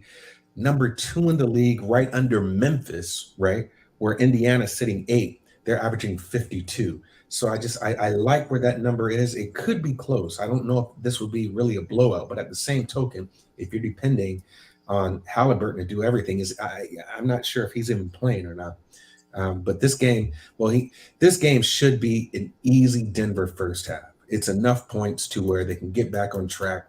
Indiana is not a high octane powered shooting team like Charlotte was to keep it close. So yeah, I like Denver first half. I believe that is the look. This number is going to move to probably 6.5. Yeah, and with the injuries to the Pacers front court, I mean, yeah, they don't even have Badadzi anymore. So who do they have? I mean, I guess Badadzi's questionable. Yeah, I mean, you look at that injury report. It looks almost like Portland Trailblazers, bro. Like everybody's out. Yeah. All right, we have Darryl in Nuggets first half minus 6 at minus 106. He got it at minus 5.5. It's been given out by Rez Mob, who's going for 11 straight cashes. Get it, Rez. LJ from H-Town at minus 5.5. And we did find the 5.5 at minus 115. So it would cost 9 cents if that's what you wanted. I mean, I still take anything under 120. I'll stick with the 5. I'll go 5.5. Okay, let's change that to 5.5. Thank you for finding the 5.5. I had minus 116, but minus 115 is better. No, we have not yet perfect rotation, but it is coming. Perfect rotation, by the way, had a K on the Clippers last night. What a day. What a day. What a fun game that was doing it live with you guys. Okay, let's move on to 7 p.m. Eastern. Next up, we have the Orlando Magic, 20-56, 10-29 on the road at the Washington Wizards, 32-43, 19-19 at home at Capital One. In Washington, D.C., Orlando 2-3 over their past 5, 13th in pace at 98.35 possessions a game, while Washington 2-3, 18th in pace at 97.30 possessions a game. We got Brizzy in the house and says Jokic finally moves betting favorite. My Sixers heart soul is broken, and it's not even June. It's busy. Washington 4-8 against the spread in their last 12 games, and there it is, found for you at Westgate, minus 5.5 at minus 110. Found for you. There you go. Thank you, Nutflug. I'll take that all day. That's great. There's Millsy in the house. Love you, Millsy. All right, so let's just talk about the situation here with the market and the cash in this Magic game. We have the Magic opening up as 4-point dogs. It's moved to 3. Moved to 3. This total opened up at 222, and it's dropped 3.5 points to 218.5. That's wild. Perfect rotation. Wild. I must follow. Do I follow you? I've been kind of out of the loop on Twitter because of all of the partying we've been doing. Keon Jackson is on the Magic plus 3. Nate Dogg 420 in the house talking about the Knicks plus 2.5. Rant says no next. Coin flip. Think Magic win. Corenzo says backwood. Orlando versus Washington. Let's just take a quick look at the cash flow just so we do at least our due diligence here. 6,355 tickets in, and they Sports Insights has the most value of any team on the board at these numbers is the Magic. They have 44% of tickets, 41% of cash on them, and then 55% of tickets on the under, and 91% of cash on that under. The Wizards are on the verge of sweeping the Magic, and it's an angle that can work, especially for the heat that the Magic took for not playing their starters the final 6 minutes of the game against the Cavs. And it would be the 4th time in 9 seasons that the Wizards have swept the Magic. The Wizards on the second half of a back-to-back after having their modest 2-game winning streak snapped in a 107-94 loss at home to the Bulls last night. KP goes for 14 and 10. He's averaging 20.8 points, 8.3 boards.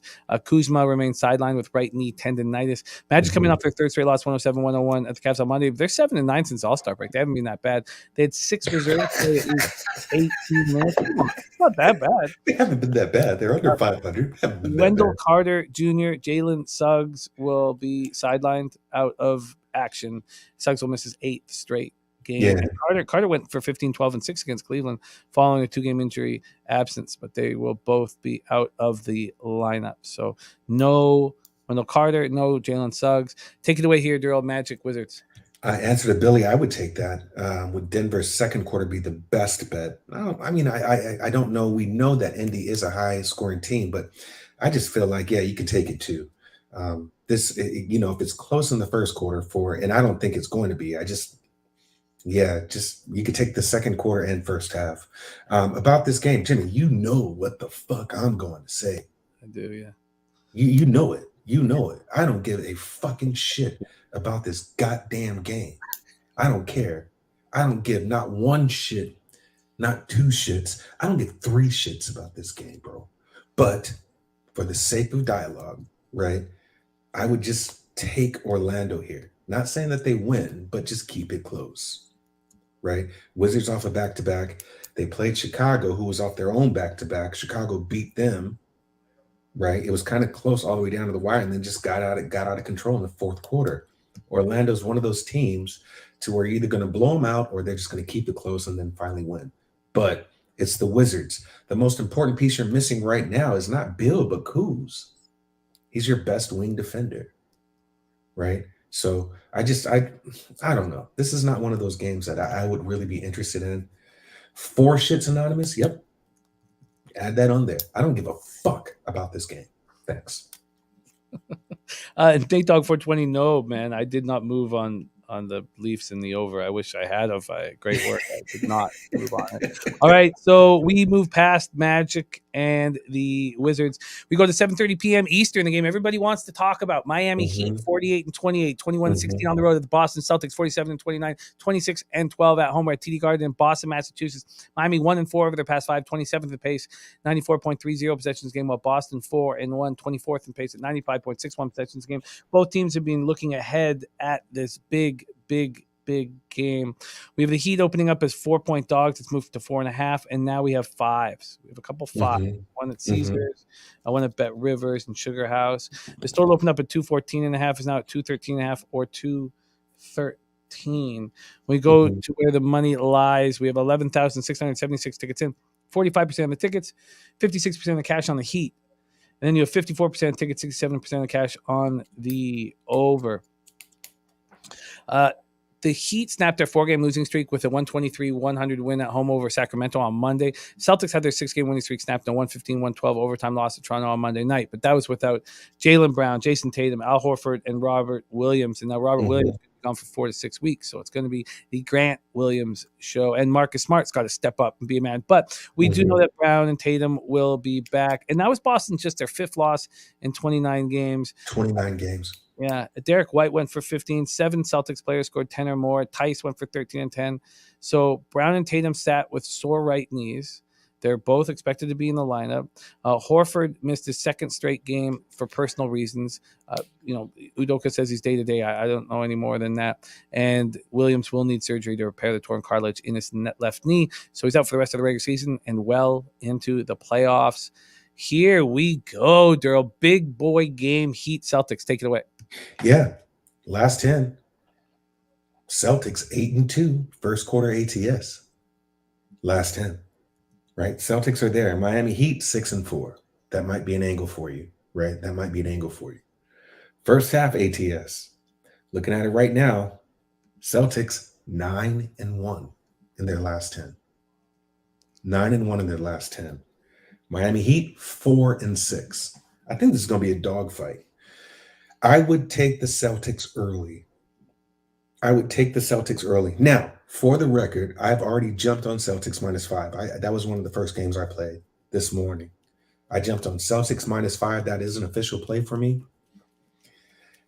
I'm telling you now, I was listening to a podcast and Kevin O'Connor was on. It was The Mismatch with Chris Vernon, right? And they said one of the Kevin O'Connor is this numbers guy, he's a stats guy. And it was amazing when they brought it up. Do you know that the Miami Heat has the worst field goal percentage in the starting five when Tyler Hero is playing and not Duncan Robinson? Wow. Yeah. So I can't say it verbatim, but when Tyler Hero is on the court, Miami is not as good, which is weird to me when he comes off as a starter, right? When he comes off as a starter. If Duncan Robinson doesn't play, then Tyler Hero is going to start, right? Tyler Hero is going to start this game. And for whatever reason, it just doesn't work. It doesn't work. So I'm banking on Duncan not playing. And I believe that Boston's going to win this game outright by margin. But I'm going to add to the show today, right now. Give me Boston Celtics first half. I'm going to make a move on that game right now. Do you still want full game? I've already taken full game, but give me first half as well. Full game, we can get you -4.5. Yeah, I got it at 5. You could take the -4.5. That's fine. But first half, Boston Celtics -2.5. I'm going to make that an official play as well. -2.5 at -106. A double up spot for our guy, Darryl. First half, -2.5. What was that? -106, I think I said. Let me just double check that quickly. Full game, -4.5 at -105. Both of these are available right now at Pinnacle Sports. Boston's -2.5, -108 at Bookmaker. And JPG says Miami went from 5 to 4.5, back to 5. And Spolstra took it's too much, man. Too much, man. He switched the starting lineup around, right? Last day, Max was in the starting lineup. Yeah. He can't play. He cannot play a full first quarter. Yeah, not good on help and situational defense. Like his rotations are not good. They're switching everything. All right, so I'm telling you right now. I'm telling you right now, man. This will be a dogfight, but Boston is just too good on defense. So, yeah, I like Boston here. It's not a trifecta, but I do like Boston first half, first quarter. Maddie, I said, did I miss the I don't give a fucking shit. I don't give a motherfucking shit what the spread is play of the day. No, you did not. No, you didn't miss it. Not yet. It's coming. Celtics -2.5 at -106. Celtics -4.5, -105. There's Dutch boy fresh in the house recording. All right, let's roll. Next up, we have 7:30 p.m. Eastern. Charlotte Hornets 39-37, 19-18. Well, just quickly. Okay. I know that you like focusing on sides and not totals. The totals, yeah. Do you think this will keep dropping from the 214.5? We now see 213. Yeah. I mean, this is going to be a grind 'em game. This will be. I don't think this game goes out of control at all, man. It's going to be very tactful, right? I mean, these teams are playing for something. Yeah. Right? Miami is still trying to prove themselves. And even though the fights happened a couple of games ago, I mean, this team has really got to show that, they are where they are. So, yeah, what other team to prove it against than Boston in Boston? No doubt. So if you're going to say that you're for real and you've been in the number one spot and you deserve to be number one in the East, right? This is the team that you do it against. But Boston's feeling the same thing. So you've got that number the way it is. I guarantee you, once they line up, Tatum and Brown, I mean, they're already probable, but once they line up, this will go back up to 5.5. Very, very interesting. Uncle Oliver looking at the first half under. Jeffrey Blue is going to get us rolling. My man Blue has the Hornets -2.5 in this spot. We're at Madison Square Garden, New York. Charlotte 3-2 over the past 5, 25th in pace at 95.4 possessions a game, while the Knicks are 4-1, 28th in pace at 93.70 possessions a game. Let's get all of this up and Adam. Charlotte opened at 2.5. There are 2s on the board. There are 3s on the board as well. So the market kind of confused here. From a total standpoint, opened up at 226, now down to 222.5. or 223. They say that there is, on Sports Insight's value here with the Hornets, 9,948 tickets in, 60% of tickets on the Hornets, 77% cash on those Hornets, and 67% of tickets on the under. They don't have the cash lined up yet. There's top shelf plays in the house. What up, top shelf? Top shelf, top. Charlotte comes in after having their 2-game winning streak snapped in a 113-109 loss at home to Denver on Monday. Miles Bridges goes for 27 and 11. Right now, at least as of yesterday, there were 4.5 games behind Toronto and Chicago, who have the final guaranteed spot. So they're going to be looking at a play-in spot. Knicks come in off their 4th straight win, 109-104 at home versus the Bulls on Monday night. RJ Barrett, Mitchell Robinson, Obi Toppin go for 51 combined. They're 4.5 games behind the Hawks, who currently occupy the final play-in spot. This team has won 9 of 13 following that 7-game losing streak. Take it away here, Darryl. Hornets, Knicks. Yeah, you remember once upon a time when Charlotte was like in the top 3 in first half points? Yeah. Yeah. So not so much now. This is a really close game. It's a really close game. Too much for my liking to cap. I feel like this will go New York first half, Charlotte full game. I believe that's the way the game will go. New York first half, they're like 8-2 or 7-3 in their last 10. Right? Charlotte, not so much. We just keep repeating this narrative, and that is Charlotte doesn't do things in the first half. They go back to the locker room. Borrego juices them up, and then they come back and they get it done in the second half. So it was a close game against Denver. I believe that score, they were up 1 point, 57-56. Right? This could be the same type of, flow, if you will. But I do like the Knicks first half here. Charlotte giving you 56.5 points, I believe, in the first half. New York, 54. Right? Charlotte right now giving you, over the last 10, 55. Or over the last 3, rather. 55. New York, 53. So it's just really, really close. So if I had to make a move on this game, it would be New York first half, Charlotte full game. I would even go New York first quarter, but it's just too much. It's way sharp. I believe this game could end up being a push, So if you don't have just a solid advantage, just stay off the game. It's a lot more games on the slate. And by the way, THC's result, Fournier has been upgraded. He's been upgraded to questionable. He was not expected due to personal reasons. Has been so it said Evan Fournier will not play Wednesday. If you studied it last night or earlier this morning, he's now being upgraded to questionable. This just happened in the last 15 or 20 minutes. Yeah, I'm over it. Fournier, I like Fournier, man, but he just hasn't been the same since his back injury. He hasn't. So he's become, to me, this like streaky shooter, right? You'll get a couple good games from him, and then you just don't hear from him. But at the same token, you do know that teams like playing in the Garden, man. For whatever reasons, opponents like playing in the Garden. So this could just be one of those instances. They like playing in the Garden. They just like smacking the Knicks at home. So I would just stay off this game. I don't got any smoke in this game. Eric Jones on Charlotte moneyline and the over 222. Mr. TOG says I'm leaning over. LJ from H-Town says Hornets are better in the second half team. They're 10-3 last 13. Danny Lopez looking at 3-point props for this one. And No Something says, I will win enough money in a bet to be able to donate my guy, Darryl, a new houseplant. Oh, that's funny. He's talking about what kind of guy you are. I don't even know what DRACENA. Obviously, I have no idea. I didn't see that comment. I'm not going to try to pronounce it. But there we go. Mike M says, I think Knicks are live here. So they're on a 4-game winning streak. Charlotte has won last 4 as road favorite 2. Flip-flop in the spot here. Knicks, Rankle assists over. All right. Okay, so let's just keep rolling. No moves there. 7:30 p.m. Eastern. Minnesota Timberwolves, 43-33, 18-20 on the road at Toronto Raptors, 43-32, 20-16 at home. It's amazing that they're just 20-16 at home. And I know a lot of that had to do with playing in an empty arena. Even so, that game against the Celtics, they were in kind of a tricky spot going up against their reserves, but they did not look good. Minnesota 2-3 over the past 5, 7th in pace at 99.50 possessions game, and Toronto's pace is slowing to a crawl over the last 5, 29th in pace at 92.57 possessions a game, 4-1 over that span.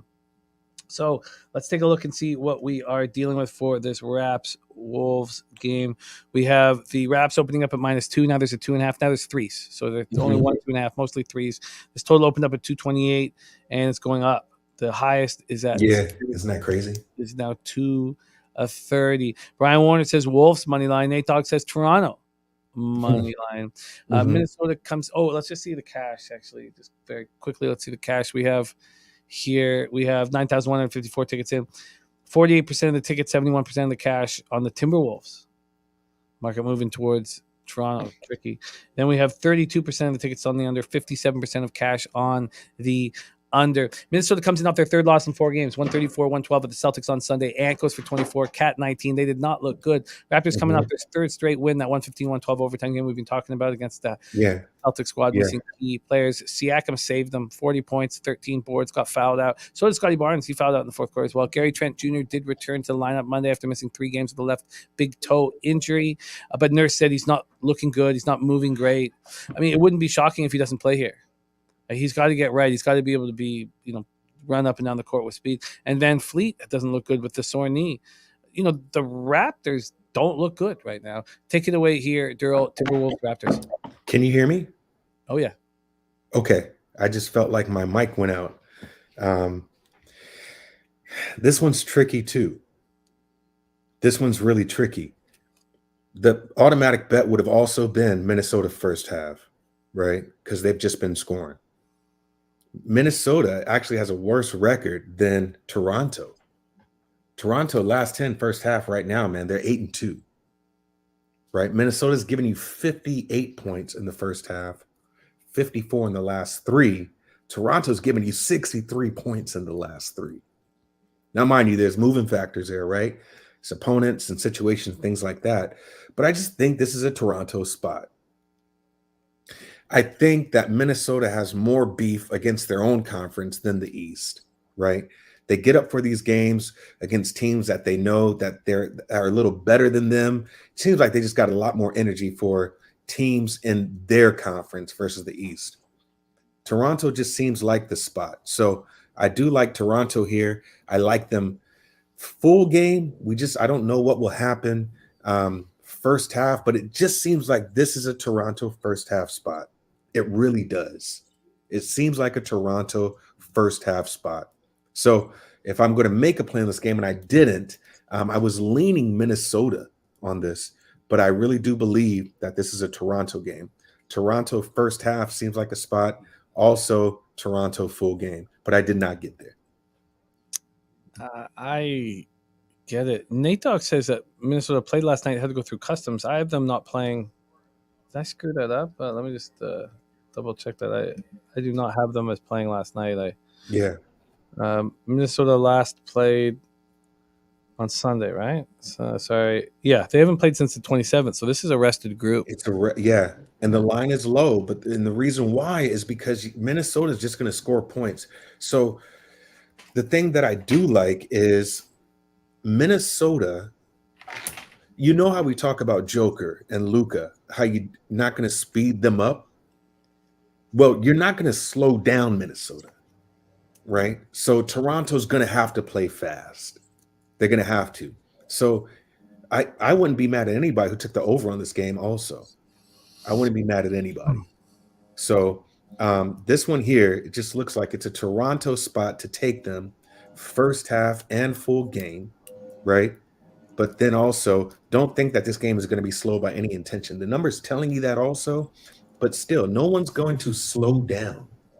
No one's going to slow down Minnesota. No one. So Toronto's going to be forced to play that game, right? So if you like the over, if that number doesn't scare you, I'd still look at the over. I know people are looking at the under as well because, it's a high number now and you might have missed something. If I'm looking right at this game, the number has actually gone down, or it's gone up. Okay, it's only gone up a point. Yeah, I wouldn't knock anybody that's going to play the over on this game, but I do understand why people would look at the under because it is Toronto. But all I say is that no one's going to slow Minnesota down. Minnesota speeds up everybody. Jose Lopez coming off cashing with Raptors first half last game. Patrick Burns says over full game. Minnesota's consistently gone over on the road. A couple guys here like the Raptors in the under, one being Aaron Gaza, one being Nate Dogg. And Jared TG says, what about cat props? Raps are weak to the 5. They're just, I mean, props are just kind of getting juiced at this point. Yeah, but I couldn't talk you off its PRA, right? But at the same token, you're going to see a more structured game from Toronto. We already know that Nick Nurse only plays 7 people, right? So it's familiarity there. And these guys know each other. So it's all about execution here. But you're going to be forced to play fast. Yeah. And Nate Dogg looking at Siakam props over. It's one of my rules. I know I've stayed off the props for a while, but I've never – all year, but one of my rules was never take a player's prop after a season best. Jay, you know how I feel about pissants props. You know how I feel about that. So yeah, I have not played pissants props since I lost them. So I mean, but this might just be a good day. Might be a good day for him, but it's got to go over. Well, let's go back to bum fights here. Sacramento Kings 27-49, 11-26 on the road at Houston Rockets 20-56, 11-26 at home Toyota Center in Houston, Texas. Sacramento 2-3 over their past 5, 14th in pace at 98.02 possessions game, while Houston is 3-2, 10th in pace at 98.70 possessions a game. Sorry, let me find this game. Here we go. Sacramento opening up as 1.5 point favorites. That's up to 3. That's even up to 3.5 at PointsBet.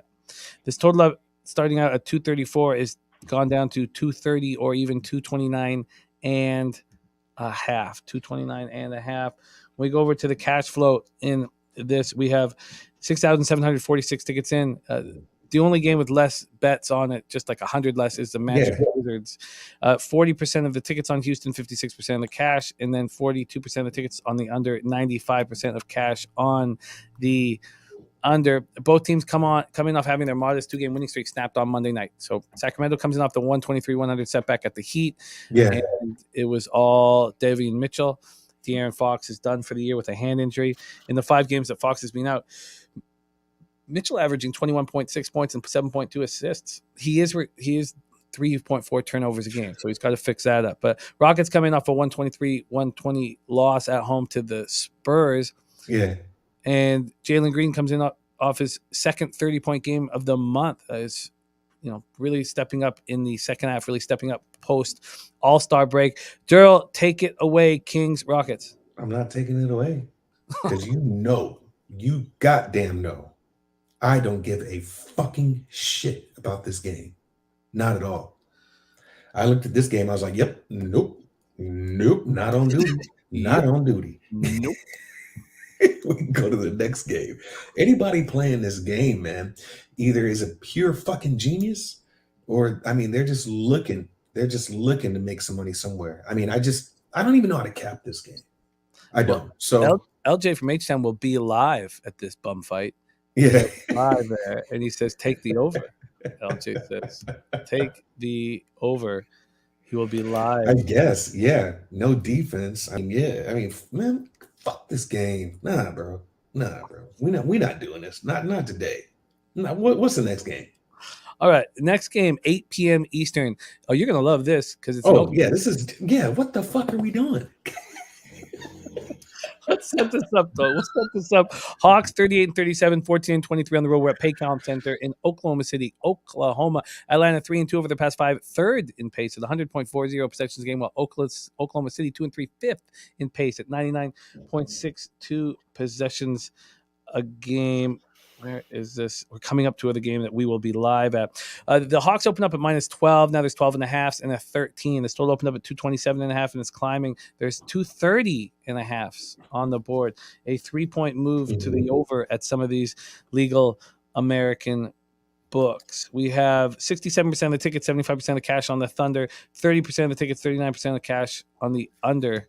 So it makes sense that it's going up. Atlanta comes in off their second straight win, 132-123 at the Pacers on Monday night. Trae Young, 15.5 assists averaging 15.5 assists over the past 2 games. That season high 16 in Monday's win, and he had tied it in the previous game in a win over Golden State. Atlanta comes in Wednesday, 10th place in the Eastern Conference, a half game back of Charlotte for 9th, and that's a huge game. That's a big game. Absolutely. Thunder, because you do not want to play Brooklyn in a Nope. playing game. The Thunder come in off their second win in 3 games, 134-131 in overtime at the Blazers on Monday. They've scored 134 points with all the injuries they had. Isaiah Roby's career high 30 points. It was it because they had 5 players out of their lineup who averaged double-digit points. And Baisley's the latest addition to this. And, Shea's done for the year. This is ugly. Hawks, Thunder, take it away. Yeah. So let's talk about it, right? Just to give you just a little clarity here. This is brutal. This is like getting an ass whooping. Like, why would you give the Hawks 13 points on the road? And why is OKC still getting these large spreads that they're actually covering? Mm-hmm. Right? So if I had to make a play on this game, it would be OKC. I would take the points. I think OKC is in a position to where they can cover. It is a must-win game for Atlanta, if you ask me, because they're sitting just right there at that 10th spot. They would play Charlotte right now, right?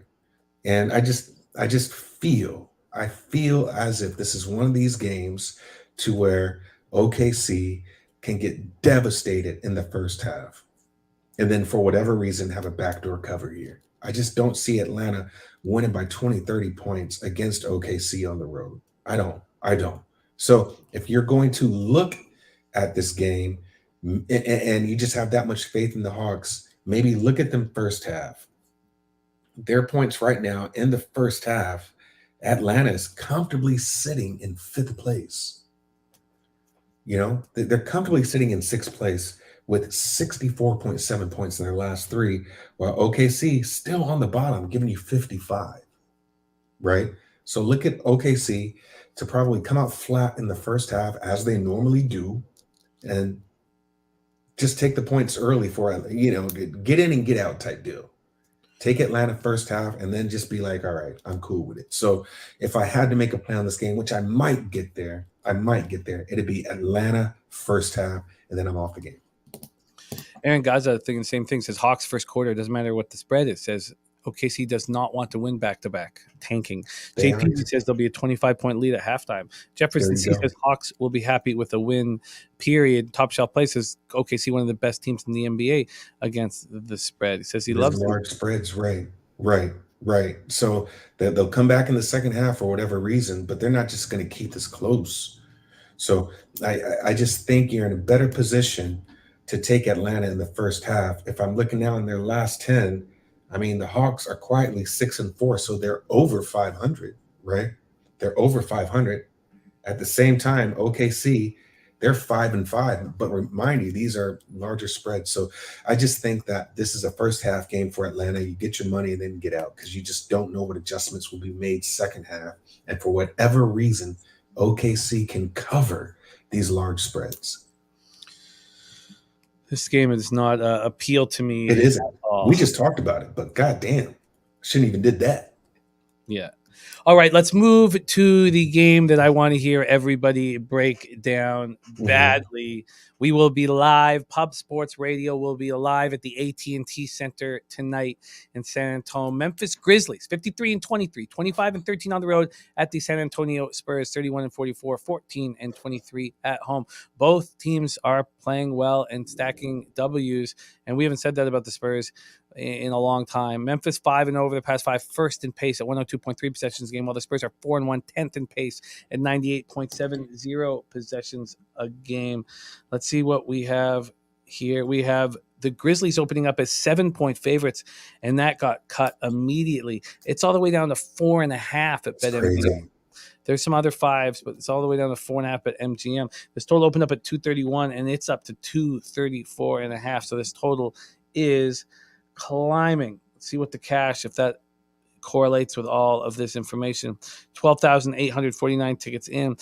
23% of the tickets on the Spurs and 60% of the cash on the Spurs.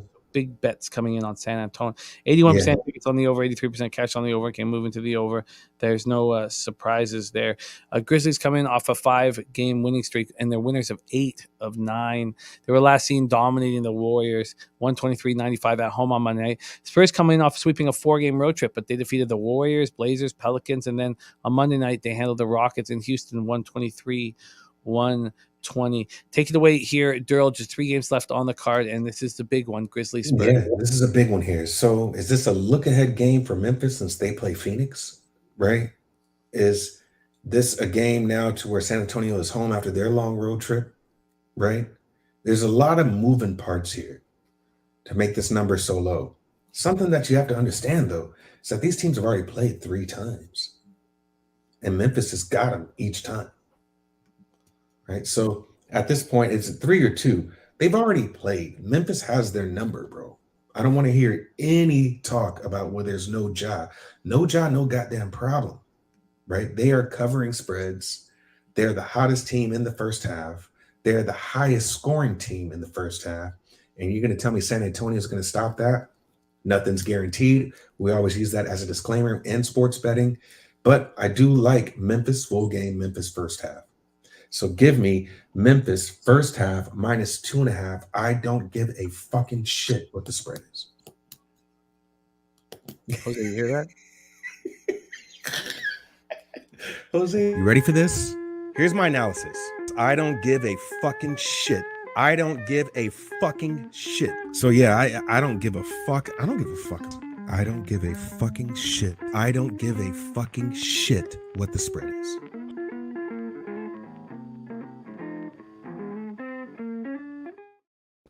No, I did not hear that. yeah, Jose's over there asleep, bro. It's been a long night. It's okay. But no, this Having one here. baseball back here, Darryl. Don't you worry about that. Hey, okay. And he fought the good fight with us last night. He was great. Now, this is going to be crazy, right? Because as of recently, in the last 3, San Antonio is actually averaging more points than Memphis. They're averaging almost 70 points in the first half, right? But this is one of these games to where I don't believe that it's a look-ahead game, right? San Antonio is playing for something here. They are playing for something, but I just think when you've played a team multiple times, you know what they're going to do. You do. Now, that works both ways, but at the same time, San Antonio cannot get over the Memphis hump. Memphis just has their number. So if I'm going to look at them, you're going to see probably some new things to a certain degree as far as just execution and how they run their rotations, right? But San Antonio could probably get this in the first quarter, even though Memphis is still one of the highest first quarter scoring teams. But San Antonio has a good first quarter record. That's why I didn't step on the trifecta. But at the same token, Memphis is just a really good team right now. And they just seem like world beaters, even without Ja. I would table Ja. I wouldn't even play him for the rest of the season. Just let him come back for the postseason. So San Antonio has a good record, but as of late, they haven't had the best first quarter record, right? But they have a good first quarter record. What do we say? We always like them away versus at home. They've got a better record overall for the season away, right? But in this case here, they could probably do something. I'm not sure. But if Grizzlies want to make a statement, this could be a Grizzlies trifecta. But I decided to stay off San Antonio's first quarter and Memphis first quarter and just go with the first half in full game. So I did take Memphis minus 2.5 first half, and I did take Memphis minus 5 earlier this morning, minus 5. 5.5 rather, I'm sorry. So 5.5 for the full game. So those are my 2 plays. Okay, so we are moving on to full game. Sorry. Yeah. But the I don't give a fucking shit what the spread is the first half minus First 2.5. half. Yeah. 107. That's available at Circa. It's much more expensive at Pinnacle. I know I'm in a line shop for the full game, but this is backs up what Dan's been saying about his hometown Cavs. He said, I was just doing some reading. Dean Wade, who was playing well, had surgery yesterday, will miss the rest of the season. What's interesting is he could have waited to have the surgery. And he says, Cavs tanking. Interesting. Yeah. And that would mean that even without Dinwiddie, that the public could be on the wrong. Was the public on Cleveland? Let me just stop there for a second. No, the public tickets are on Dallas. It's a big bets on Cleveland. This is a tricky card. It's but very tricky, man. It's very, very tricky. You got to pick your spots. But this is the big one, and this is the game we're all going to be at. And I like what you're doing here. I've got a 5 available. I wonder if we can beat that 5. -5, -107 at circa. What do you get for a -4.5? Here at Pinnacle for -4.5, -121. Okay, no, it's just over there. Yeah, man, this is going to be a grind, but I just feel like when you've played a team often, and like I said, it works both ways, but just Memphis is the better squad, bro. Memphis is just the way better squad. So I there's nothing that tells me San Antonio can even get up. Nothing at all. So I do like Memphis here. I mean, Memphis is sitting comfortable. I mean, they're pretty much set in their spot. I don't think it's a look-ahead game, if you want to call it that. If it's a look-ahead game, here's the thing. If it's a look-ahead game, then you start resting players, right?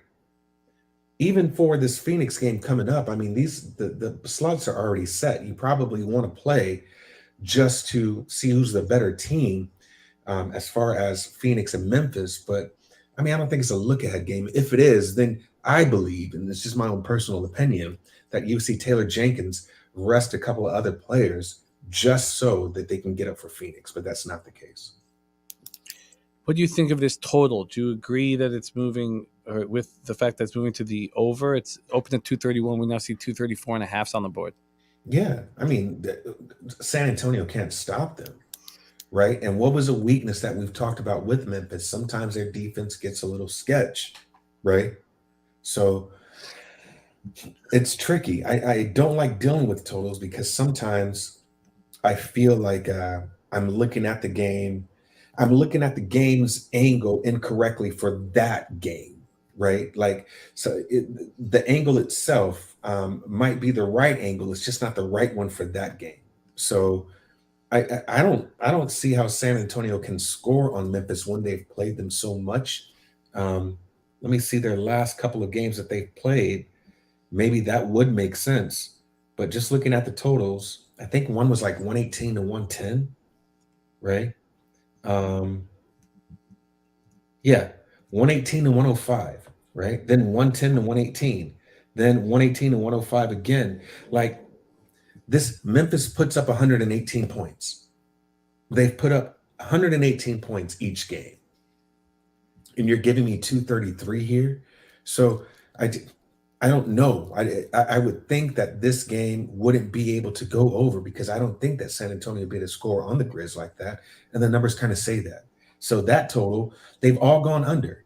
One total, 240. The last game they played February 28th, under. January 26th, 229, under. December 31st, on New Year's Eve, 227, under. So it's a high, it's not the highest total, but at the same token, I don't think San Antonio can score like that on them. Now, maybe because you're at home and maybe you got something to play for, what you are seeing that's consistent is Memphis scored 118 points, right? So I would try to, find an angle that if you think it'd go over, then maybe so. Maybe this might be the game. But I think Memphis is on another level right now. Well, we will be live at this game. And, Will Smith has taken away me open hand slapping people. I guess I'm never going to open hand slap anybody again for the rest of my life. And I can't believe that. I just came to that realization right now because I would be open hand slapping everybody at this game because we're in the standing room only spot. It's a perfect little spot just to tap 2 fingers. Tell Jose to wear his Flying Chocolate shirt today. He might be able to he might get a Spurs win. What do you think, Jose? I'll wear my hat. No problem. Yeah. Agreed. If so I'm wearing Spurs stuff, Spurs might win this game. I'm about to say, so I'm wearing Flying Chocolate stuff, so the Grizzlies will win? Yeah, we're all. Yeah, I mean, are we going? You're going for the Spurs here, Jose? I mean, I like Grizzlies. Well, I'm just trying to give you a little, maybe. I'm surprised. I'm surprised that I don't give a fucking shit with the what is the first half. All that I was a little surprised. My local, of course, has it as a 3, so that feels like a good sign for you. Bovada has a 2.5. I'm taking the Spurs full game. I believe in the look ahead spot. I believe in the look ahead spot mainly because it takes kind of some leadership to get in there and be everyone like focus up. This is the game that we're trying to do. I know that the boys are good without Ja, and it doesn't really matter. That's honestly why I really like the Grizzlies. They're two of my favorite teams in the West, the Grizzlies and the Suns. I gave them out last show, I think. But I'm going to take the Spurs plus 5.5. I think they can win the game outright. And hopefully the Grizzlies are looking forward to that trip to Phoenix, I assume. Very interesting. We have the Big Ragoo coming on to talk baseball with Jose and I. And can you ask or to message Ragoo and see if he's got a play set up for this game? We'd love to hear, or at least open with that Spurs Grizzlies look. Jose, I think that's a fascinating take. There is 2 days off or 1 day off. I mean, it's not a back-to-back, but I think it's a fascinating take to hear Jose on the other side here. And I haven't fully decided what I'm going to do. So, but I don't give a fucking shit what the spread is. Play of the day, Grizzlies first half -2.5. Jose, have you made a say hey play of the day? Because you cashed with Texas A&M. Have you made a say hey play of the day? No, I don't have a say hey. I won't make the Spurs say hey because Jared TG puts it best. Jose doesn't even like basketball. That is fact. I don't like basketball because of those momentum swings. But I do believe in reading body language and players' emotions going to a really important game, probably the team to beat in the West. Is Ja out for that game too already? We don't know at this point, but there's no expectation to have him back in the lineup anytime real soon. Yeah, so I'll take the guys cakewalking over the Spurs here, thinking this is going to be an easy game, and the Spurs give them a run for their money tonight. Very interesting. Michigan Mel's on the Grizz, team total over 58.5 first half. And this is a game we will be live at. Eric Jones on the under 234 in this spot. And Alfonso Scott's only plays right now are Mavs Moneyline Wizards, team total over 111. But we have the I don't give a fucking shit. Or he might have said motherfucking shit. Did you say motherfucking shit? Or okay, I don't give a fucking shit what the spread is. Play today. Grizzlies first half -2.5, -107. He's also on the full game -5, -107. And he's going head to head with old one hole Bouquet. Let's move on. 2 games left, and then we get baseball futures with the Big Ragoo, and he will tell us what he is doing in the game that we will be watching live. 10 p.m. Eastern, Phoenix Suns 61-14, 30-6 on the road at the Golden State Warriors, 48-28, 29-9 at home. We're at the Chase Center in San Francisco, California. Phoenix just rolling. 8 straight wins, 7 straight on the road. They win at home over the Sixers on Sunday night, 114-104. Over their past 5, they're 9th in pace at 99.04 possessions a game, while the Warriors are 1-4, 16th in pace at 97.60 possessions a game. And the Grizz coming in off their 3rd straight loss, an ugly one, 123-95 at Memphis on Monday night. And it did seem like it doesn't matter who Memphis was playing, that they were getting up for it. Suns open up as 7-point favorites. That's dropped all the way down to 4. There are 4.5s out there. This total opened up at 224, and it's all the way down to 222.5 or 222. When we go over to where the cash lies in this spot, we have almost 15,000 tickets bet on this game, more than any other game on the slate. 77% of tickets, 87% of cash on the Suns, but the market moving against them. Yeah. Then we have 66% of tickets on the over and just 9% of cash on that over. Let's take another look at that number. It's dropped from 224 to 222. All right, Darryl, take it away here. Second to last game on the board, Suns Warriors. I might get there, but it just seems like you have to take the Suns, right? Like, is somebody not playing? Does it even matter? Right? Come on, man. Come on. It just I'm paying more attention to the number here and why it's so low and why it's steamed so low than really just kind of using common sense and being like, yo, this should be Phoenix 9-1 in the last 10, right? And they are 8-2 in the last 10 ATS. I mean, you're telling me Phoenix has had to beat them by 3 buckets? Like, it just seems like Phoenix would be able to get it done. They play Memphis, right, on the first, so they'll have a break.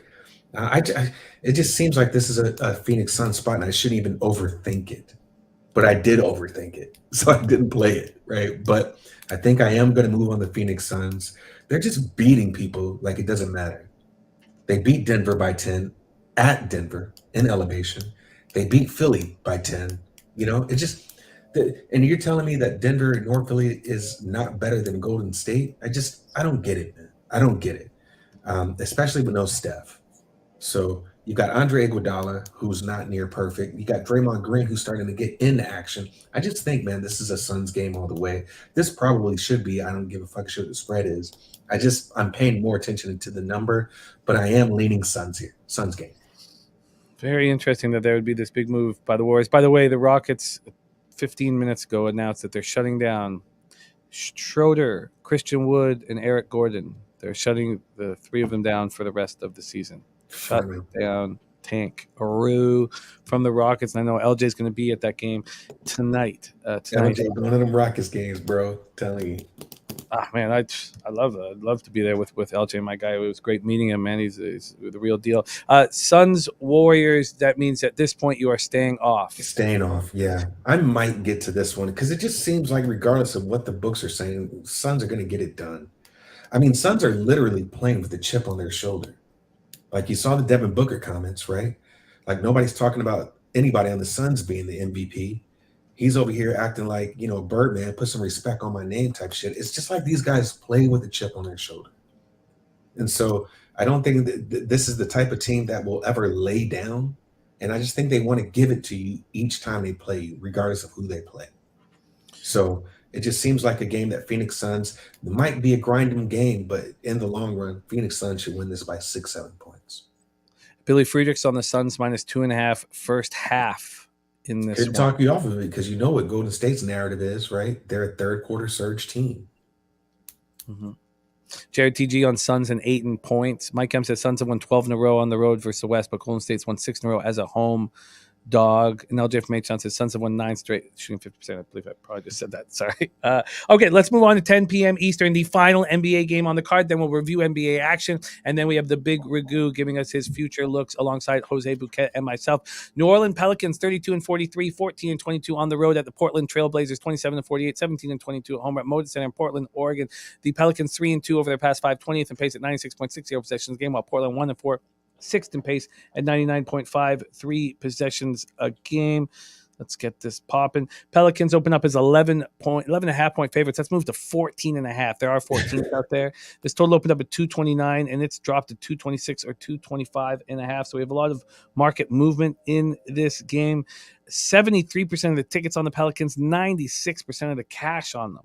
Wow. 44% tickets on the under, but 68% of cash on that under. Pelicans coming off their second win in 3 games, 116-108 at home over the Lakers on Sunday night. And the Blazers coming off they're losing their 4th straight, 134-131 in overtime at home to the Thunder on Monday night. And our guy, Gregory Wilson, he was calling the Portland Pickles. That's what he was calling the Portland Pickles. I guess there's a baseball team out there called the Pickles. And that's what he was calling them because nobody knows who is on that roster. Take it away here, Darryl. Last game on the card, Pelicans, Blazers. Yeah, my buddy I was talking with earlier. He's heavy on the Pels here, right? I think you have Ingram playing. But honestly, I don't give a fucking shit about this game. I don't care. I don't care about this game at all. It's just you should be able to just take the Pelicans and know that they will smack the shit out of Portland, right? So, but for what it's worth, I think you saw improvement with Josh Hart, and then he was kind of non-existent. I just don't think this is a game that Portland can get up for. Pelicans should be able to run them out the building here. So I wouldn't be mad at anybody who took the Pelicans. Just might even get there, honestly. Just might even get there. So those are 2 games I might get to. Pelicans minus, really, they should be able to get it done. I don't give a fucking shit what the spread is, and Phoenix Suns full game. I don't give a fucking shit what the spread is. But for right now, I'm pausing on it. I feel you. Aaron Gaza says, take New Orleans Pelicans and take a nap. I think I might have a nap in front of me. Matty I says, what was the, I don't give a fucking shit, what motherfucking spread Memphis first half. Memphis -2.5. first half, yeah. Doesn't that look like someone just stomped on their keyboard and just, send it with all those fucking letters together? All right, let's review NBA action here on the board. And we're also, by the way, we're doing another live betcast tomorrow night. So we're going to do another. We had so much fun last night. We're going to do it again tomorrow night. But tonight we're going to be at the AT&T Center in San Antonio. So let's go. Mavericks, Cleveland Cavaliers, a big market move towards the Cavs, and we are staying off. But Daryl gets his card started with the Nuggets first half -5.5, -110. And that is also Rez Mob's bet today. He's going for 11 straight cashes, and he's there on. I like that. And so LJ from H-Town. A lot of people liking this Nuggets first half -5.5 spot. Next up for Daryl is Celtics first half -2.5, -106, and full game -4.5, -105. And I'm interested in the under in this Heat Celtics game. And I do have some interest in the Celtics. 7:30 p.m. Hornets Knicks is a stay off spot, and I am interested in the Raptors full game, but I certainly will not move until I know that Trent is good to go. Yeah. Fleet is good to go, because Daryl mentioned how hard Nurse is playing these guys, and it's showing up now. And look, I know you got to play them hard to stay out of the playing games, but it's worth talking about. There's North Ender in the house. What up, North Ender? Kings, Rockets. We have now found out that the Rockets are shutting everybody down, except for Jalen Green. And maybe could you blame them? I mean, it's the fucking Rockets. Yeah, I think Eric Gordon's handled being there so well. So when someone does that, I think you give them the choice. Piker says, "You ever leaving San Antonio?" No. I do have a family that misses me, but but I'm enjoying it very much being here. Next up, Hawks, Oklahoma City, and that was just a stay off spot. Then, by the way, Alfonso Scott is on Mavs money line and the Wizards team total over 111. Then we get to the I don't give a fucking shit what the spread is. He didn't use motherfucking today, so it wasn't that. That should be almost a different section in and of itself. But he's on Grizzlies first half -2.5 and full game -5 at -107. Then Suns, Warriors, and Pelicans, Blazers stay off spots. Hard Nurse. So, Daryl, my man, I love capping with you. Thank you for all your hard work, your time, your dedication. Can't wait to be back in action with you on Friday, my guy. And Slow Jam says should be a nice under in the Rockets game. I'll copy and paste that as well. Daryl, my man, everybody follow Daryl on Twitter at It's Daryl. Respect, my guy. Any last words for these cappers supporting the show? Appreciate you, man. Once again, it's always a pleasure to be on the show, Jimmy. I hope you guys have a good time tonight. Real good time tonight. And I will see you in 2 days. Yes, and are you going to be watching the Spurs game? Do you know? Do you know what your plans are this night? I mean, if they are, you don't have to make that now. I don't know. Can you send me a text message if you are? And any of you guys, all our guys, if you're watching the game tonight, can you hit us on Twitter and tell us what your live action is going to be, so we can just keep an eye on everybody and how what you think that we should do, because we're going to be betting it hard and having as much fun as possible. So we'd love to hear what everybody's on, what everybody's doing while we're at the game. So if you have my telephone number, just text me, or you can hit us on Twitter. We'll be keeping an eye on, and Pub Sports Radio will be retweeting everybody's live bets while we're at the game. So I love it. Much love to you, Daryl, my guy. Appreciate you, brother. Great breakdown. Go get that cash, my man. Get it. Get that. All right, man. There he is, Daryl, in the house. All right, we switch from NBA to our first MLB breakdown of the young season, and we have just the man for the job, the legend, the Big Ragoo in the house. Ragoo, my guy, make yourself comfortable here. Let me move this over because Jose is also going to sit in with us. So let's give Jose some space. I'll move over as well. So we have the Big Ragoo in the house, and Jose will be here in shortly. Here he comes, Jose Bouquet, One Hole Bouquet, who will be hosting our big MLB show here at Pub Sports Radio. Say hey plays in business. Ragoo, they're all giving you a chance, man. Oh, and Dennis Garcia's on Spurs money line. I was wondering what Dennis was going to do. Ragoo, Dennis doesn't lose at anything he does, man. That guy's amazing. He's an extremely talented capper. I mean, we actually run with the best group of cappers on the planet, bar none. Yeah. I mean, the rest of the world doesn't know what they're missing out. If they're not tuning in this show, you're losing money, guys. So spread the word, spread the love. We're here to stay. We're here to make money. Let's get it done. Let's get it done, Ragoo. You're getting a ton of love from the chat.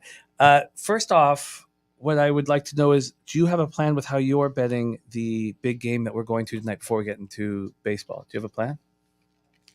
The game tonight? Yeah, Spurs game. I don't want to be a homer, but I know Memphis is getting a lot of love right now. Mm-hmm. They've been rolling pretty hard, and I don't have a solid look on it just right at the moment, but I will be betting heavily, like you say, in the live action, get a feel. I'm like Jose when it comes to NBA basketball. Mm-hmm. I get the same looks. Like, I'd rather jump in a game that's live.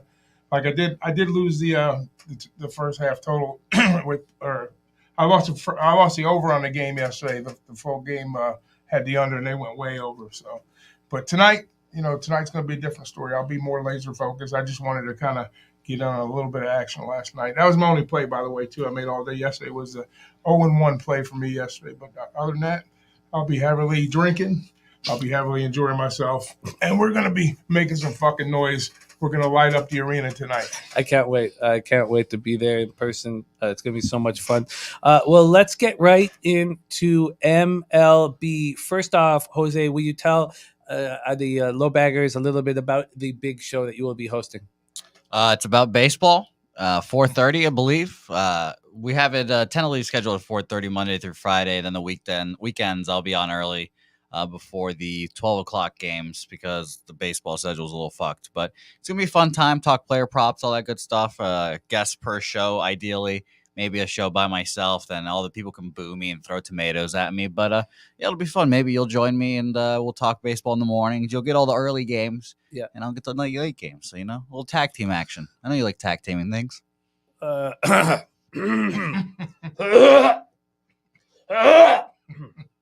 All right, let's get right over to the Big Ragoo. So it's basically, I'm just really going to be doing a lot of listening. So if Jose, you can sort of take over the hosting duties, and I'll just be really listening. Ragoo, here we are. Is it right that we're focusing on futures action? Well, I wanted to go over a couple of things. First of all, I want to kind of touch on maybe the rule changes that were in effect for the season. Sure, important. Set that up a little bit, and then what I'm going to be looking at some pitching rotations. Like I got my top 5, starting rotations. I got my top 5 bullpens, and that kind of feeds in to some of my cap. And I'm not going to go through the whole breakdowns, but I will give a few looks at what Jose.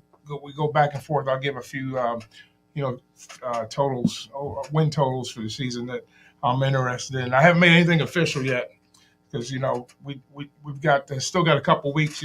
We're scheduled for an April 7, Mm-hmm. and that was one of the things that they're going to start to do is because they'll lose that first week because of the lockout. So what they're basically going to do is they're going to play double headers throughout the season to kind of make up for that lost week. So they're still going to play 162 games. That's going to be a thing that they're going to do, and then from that point forward, they're going to get into an expanded playoff. They're going to expand they're going to go with 12 teams, 6 from each league, which is kind of nice. They're going to have a full DH, both leagues, AL and DL or NL for the whole season up until the playoffs. So, and that's the first there too. And then they're talking about possibly next year expanding. They're going to go with 20. They're going 26 to 28 players on the rosters too. That roster is going to go from 26 to 28 players. Now we still get the automatic runner on second for extra innings, and what I like to do is I like to lay some run lines, and usually I'm not a big fan of laying run line 1.5 runs on a home team because you lose that extra bat.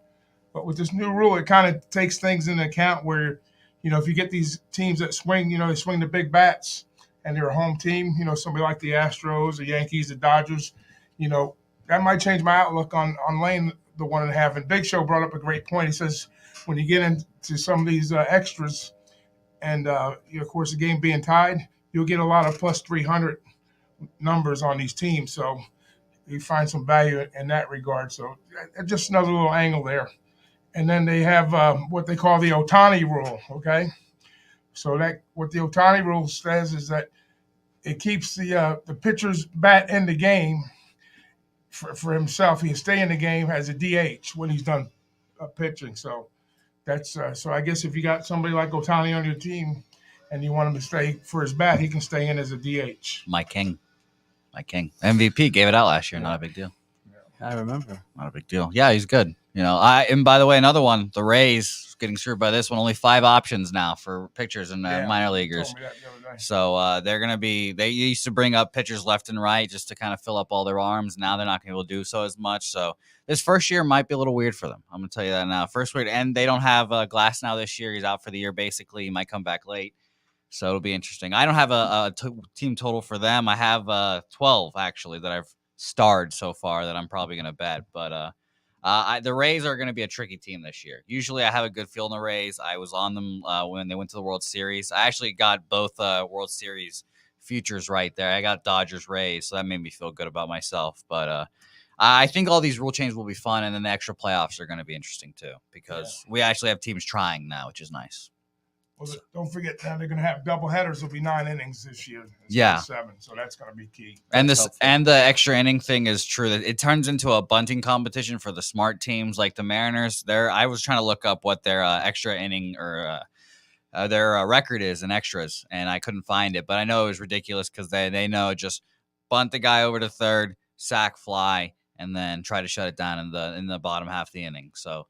That's ultimately what it comes down to. Teams like the Yankees, for example, that try to hit bombs all the time, they struggle in extra innings. So I don't hate the live bet. Take the other team, or you bet on the home team when they're starting the extra innings. They probably get like a better number, and you'll probably get better numbers like that. But I usually try to focus on the pregame stuff. I don't have as much time to live bet. Speaking of the Mariners, quickly, their bullpen was so good last year. And it took us all by surprise.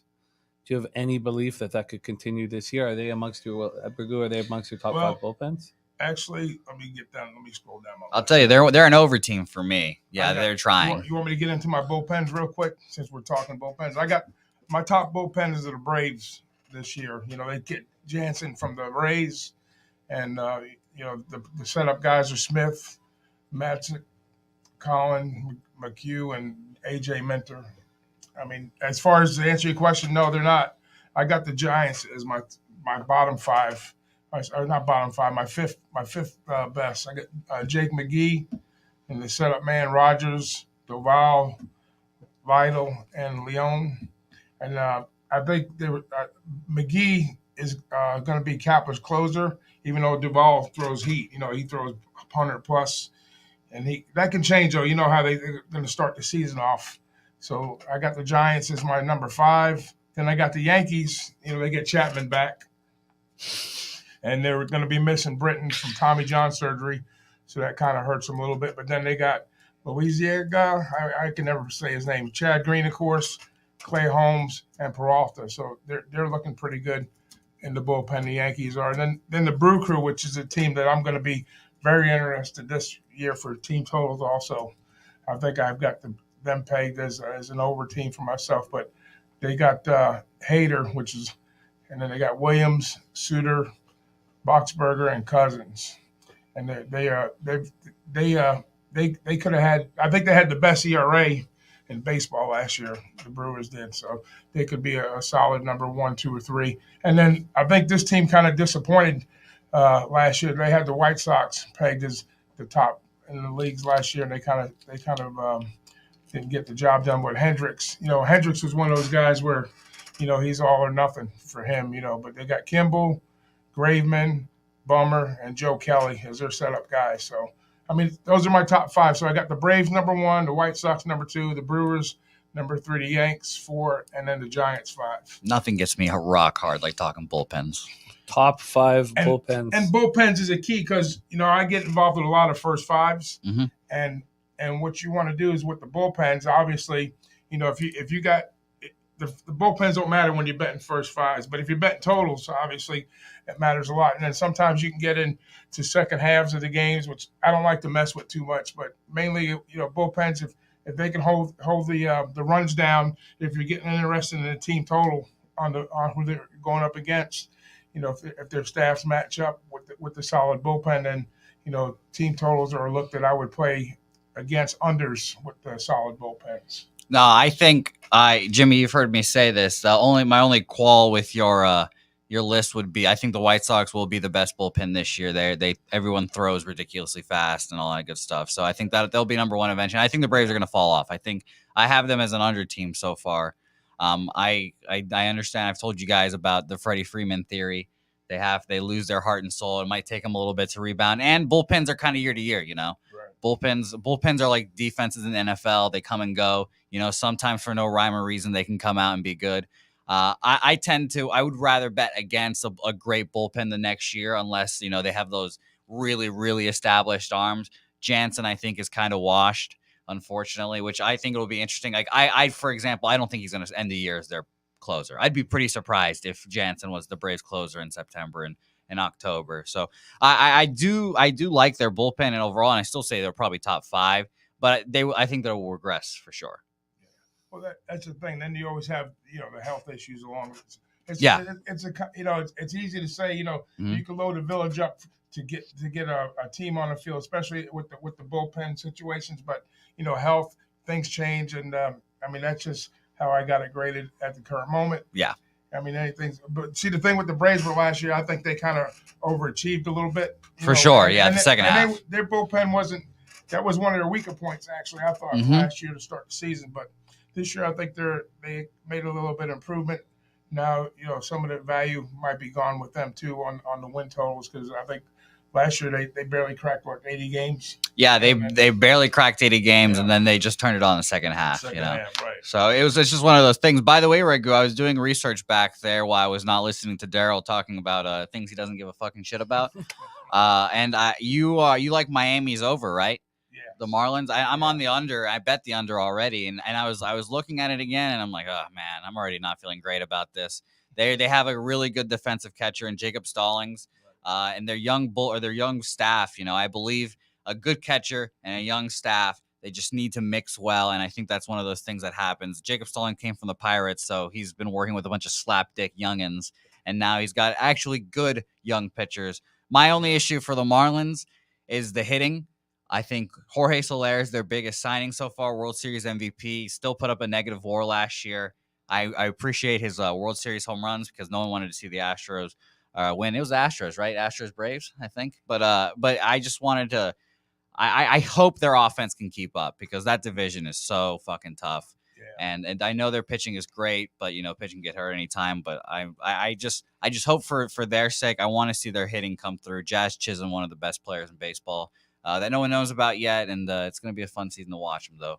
But there's our one head-to-head. I remember you talking about that earlier, Ragoo. Dennis Garcia says, I cashed with Miami under last year, loving Miami over this year. Yeah, see, I don't blame you guys. I feel like I put the bet in like 2-3 days ago. I was feeling great. Start looking over the roster, like, man, this is just a better team than last year. Yeah. But I think that the Nationals are going to be the thing that causes the Marlins to struggle. I think they're just going to flip-flop. I think the Nationals are going to be good this year.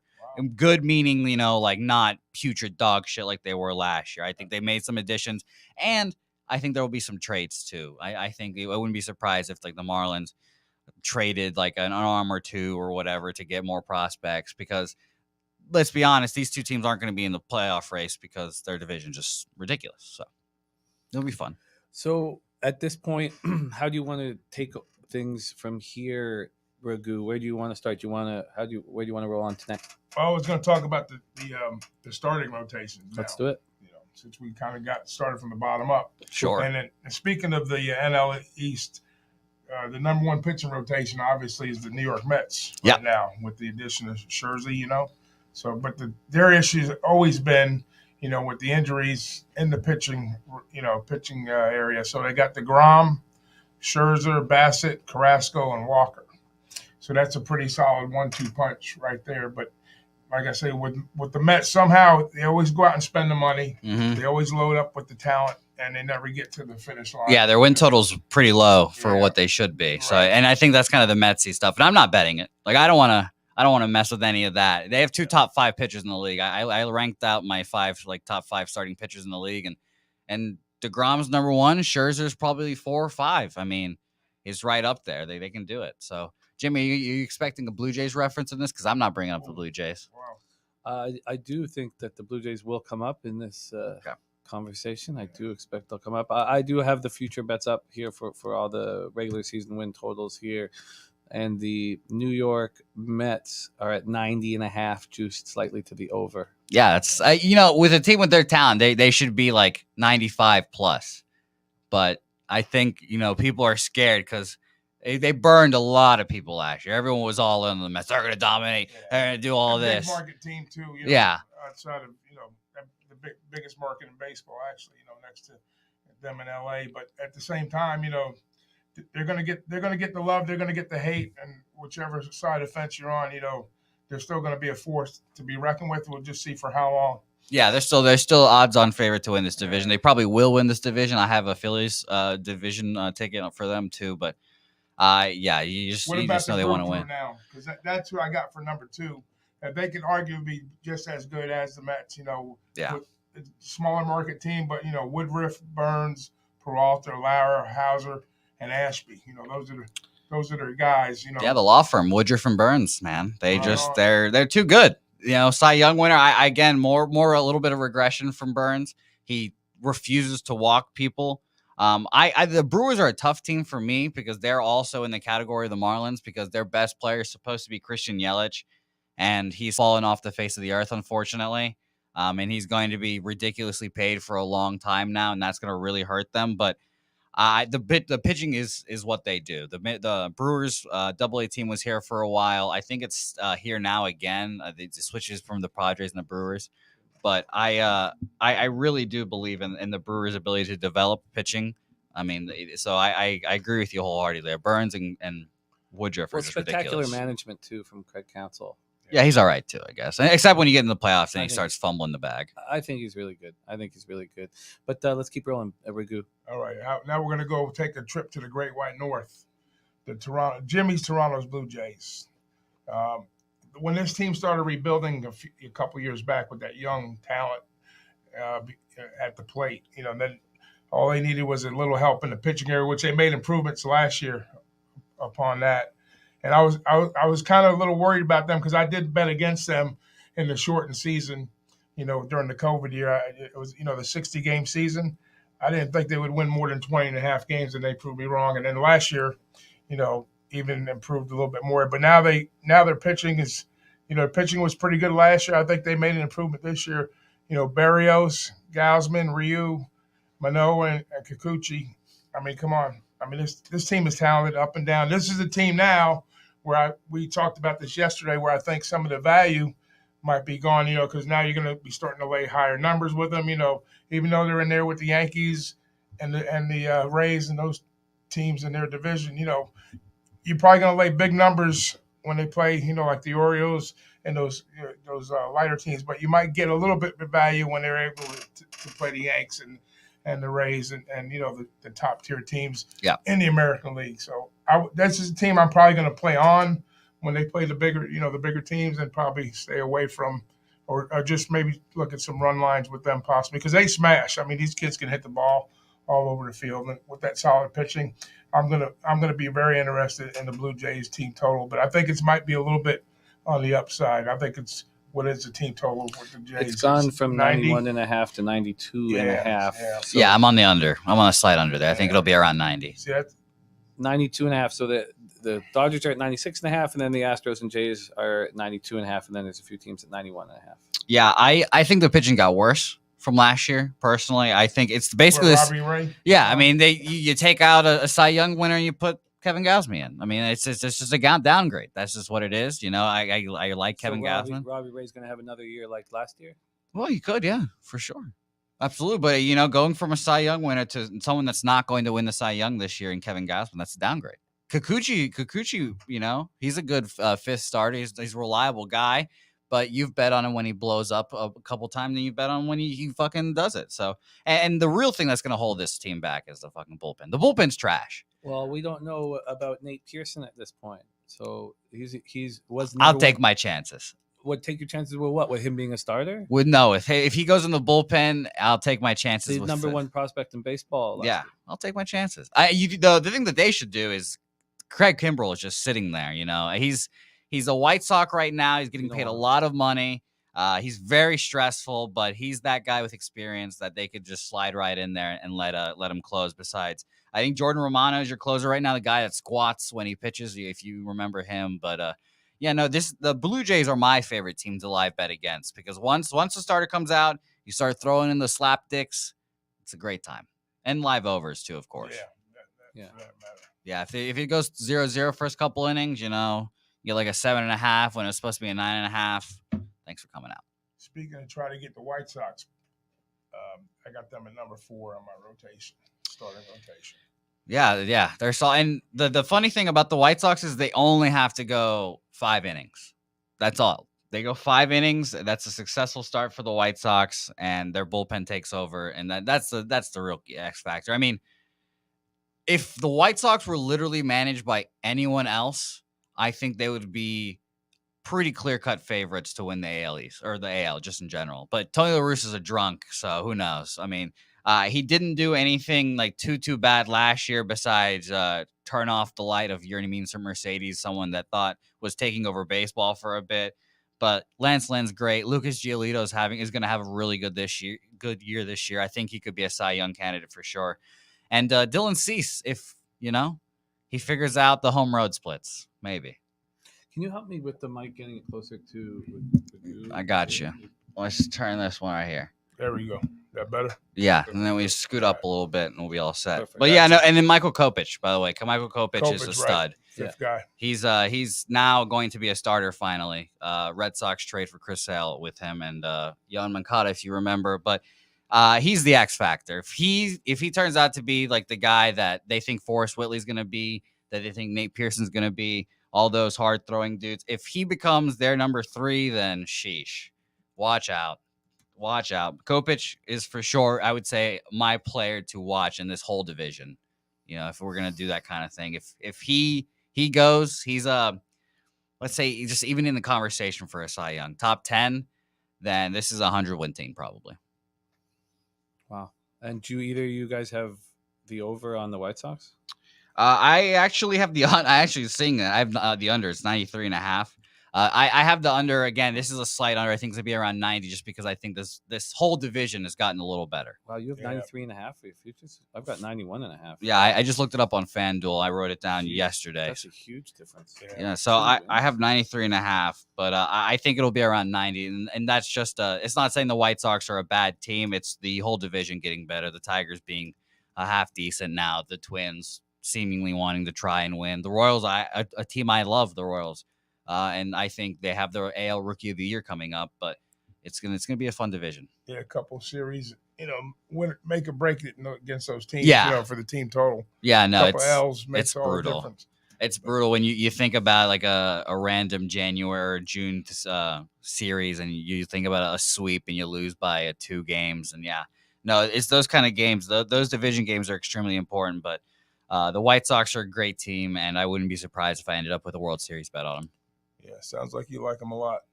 It's just Tony La Russa. It's just Tony La Russa. That's literally my only concern. Well, that's kind of my love-hate relationship with Boone. Sometimes I just want to jump through the TV and just put my fucking hands around worst. his neck and choke him. He doesn't know how to manage a bullpen. Yeah, no, I would consider Aaron Boone one of the worst managers in bullpen, and I don't think managers matter in baseball unless they're really, really good or really, really bad. And Kevin Cash is one of the really, really good ones. Absolutely. Aaron Boone's one of the really, really bad ones. And it's one of those things you hear rumors from the Yankees organization. You hear all those beat writers talking about how he really doesn't set the lineups. It's just all the front office and the stat nerds sending him the lineups and then who's to come in and where. So I'm shocked that he's still in that job. And if he finishes the year as the Yankees, I would say if he starts next year as the Yankees manager, I'd be shocked again. I just don't think there's any way. I get shocked every year, so that's why I'm a Rays fan also. There you go. That's an organization. Well, I live in Florida, so yeah, that's the homer in me. I got to stay with the Yankees. I was born and raised in the Bronx, so it's just in my blood. I can't help it. But I do cheer the Rays. I like when the Rays are not anybody but the Yanks. I'm cheering the Rays. Well, keep rolling. Let's hear what's. Okay, last on my list on the top 5 is the Houston Astros. Yeah. Verlander, Valdez, Garcia, Urquidy, and Javier. Yeah. I just want to say, and Odorizzi too. I will absolutely 1000% be betting against Justin Verlander for his first like 2 or 3 starts. And if that bites me in the ass, that bites me in the ass. He looks great in the spring. Yeah, he's looking real good. Really good. And I'm saying this, and I'm going to be frightened to do it, but sticky stuff guy. I can guarantee you he's one of those sticky stuff guys from back in the day. Has not been pitching well. I should say he actually got a little ramp up, but I want to see him pitch it in a real game and everything. They're cracking down super hard on it again. So I need to see it again, Justin Verlander. And same thing with Garrett Cole, too. This is not going to shock anyone. I'm 6,000% taking Red Sox money line opening day in the Bronx. Garrett Cole, that bullshit. I don't believe he can pitch without sticky stuff.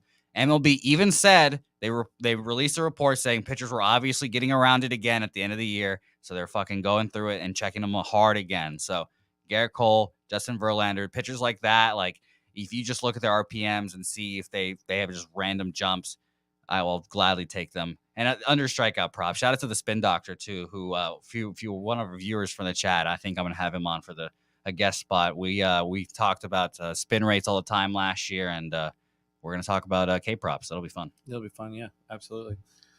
But yeah, I hope that Verlander stinks for the first couple of months just to last. Well, Slaughter says, fade Verlander and lose.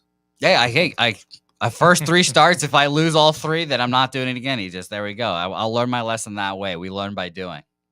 But the Astros are going to be good this year. Just because you lose Carlos Correa doesn't mean they're going to be a shit team. They've got a top prospect coming in, and then Forrest Whitley, who's actually from San Antonio. I know him from a friend of a friend. If he stays off the Adderall or whatever and doesn't get suspended, I think he'll be a pretty good pitcher too. T-Mac pumped up for 91.5 is what my book had for the White Sox. Yeah, I'm the same. I'm shocked that FanDuel would be 2 wins. Minus 111. Yeah, it's a great squad. It's a good squad, and I think it's kind of a public team because now that everyone they keep making those sexy bullpen arms. They're the clear-cut favorite in AL Central. And the issue is, they really failed people last year in the postseason. They fucking fumbled the bag last year. And I really thought they could be a good team. But, again, it's just Tony La Russa, how far he can go, all that chemistry stuff. And we'll see how it goes. I'm excited to watch them. You got any thoughts on the Astros win totals? I have a 92.5. I think it'll probably go over. But it's like I would say 92.5. I would say like 93, 94, 95 around there. And I think the Seattle Mariners will be right there with them. I think, like I said, they know how to win extra inning games now. I think Scott Servais is their manager off the top of my head. I can't remember. But he's a good manager too. He obviously knows how to get the boys going. Additions to give the team a little more confidence, a little like the front office believes in us. We want to win this. Robbie Ray. So I took the over. I think that'll be like a 90, both teams in the 90s fighting it out for the playoffs for the first time in a while, for the division, first time in a while. So you're going to find the value in the Mariners at 84.5. Yeah, I took the over. Yeah, I took the over for sure already. I'll run through some of mine real quick. I've got the Angels in the playoffs, and I got them over 83.5. I've got Minnesota. Can we touch on that for a second? Sure. We have Dennis Garcia, who low-key really thinks the Angels will have a tough bullpen this year. Well, I saw a thing that ranked them like the top 5 bullpen this year, and I was pretty surprised. I didn't think it was going to be that good. They're going to be better. I mean, they signed Rafael Iglesias, their closer, who they needed to sign, or else it would have been tough times for them. Aaron Loop is okay, I guess. He's been a good reliever for the Rays, and he's been kind of bouncing around. He went to the Mets last year.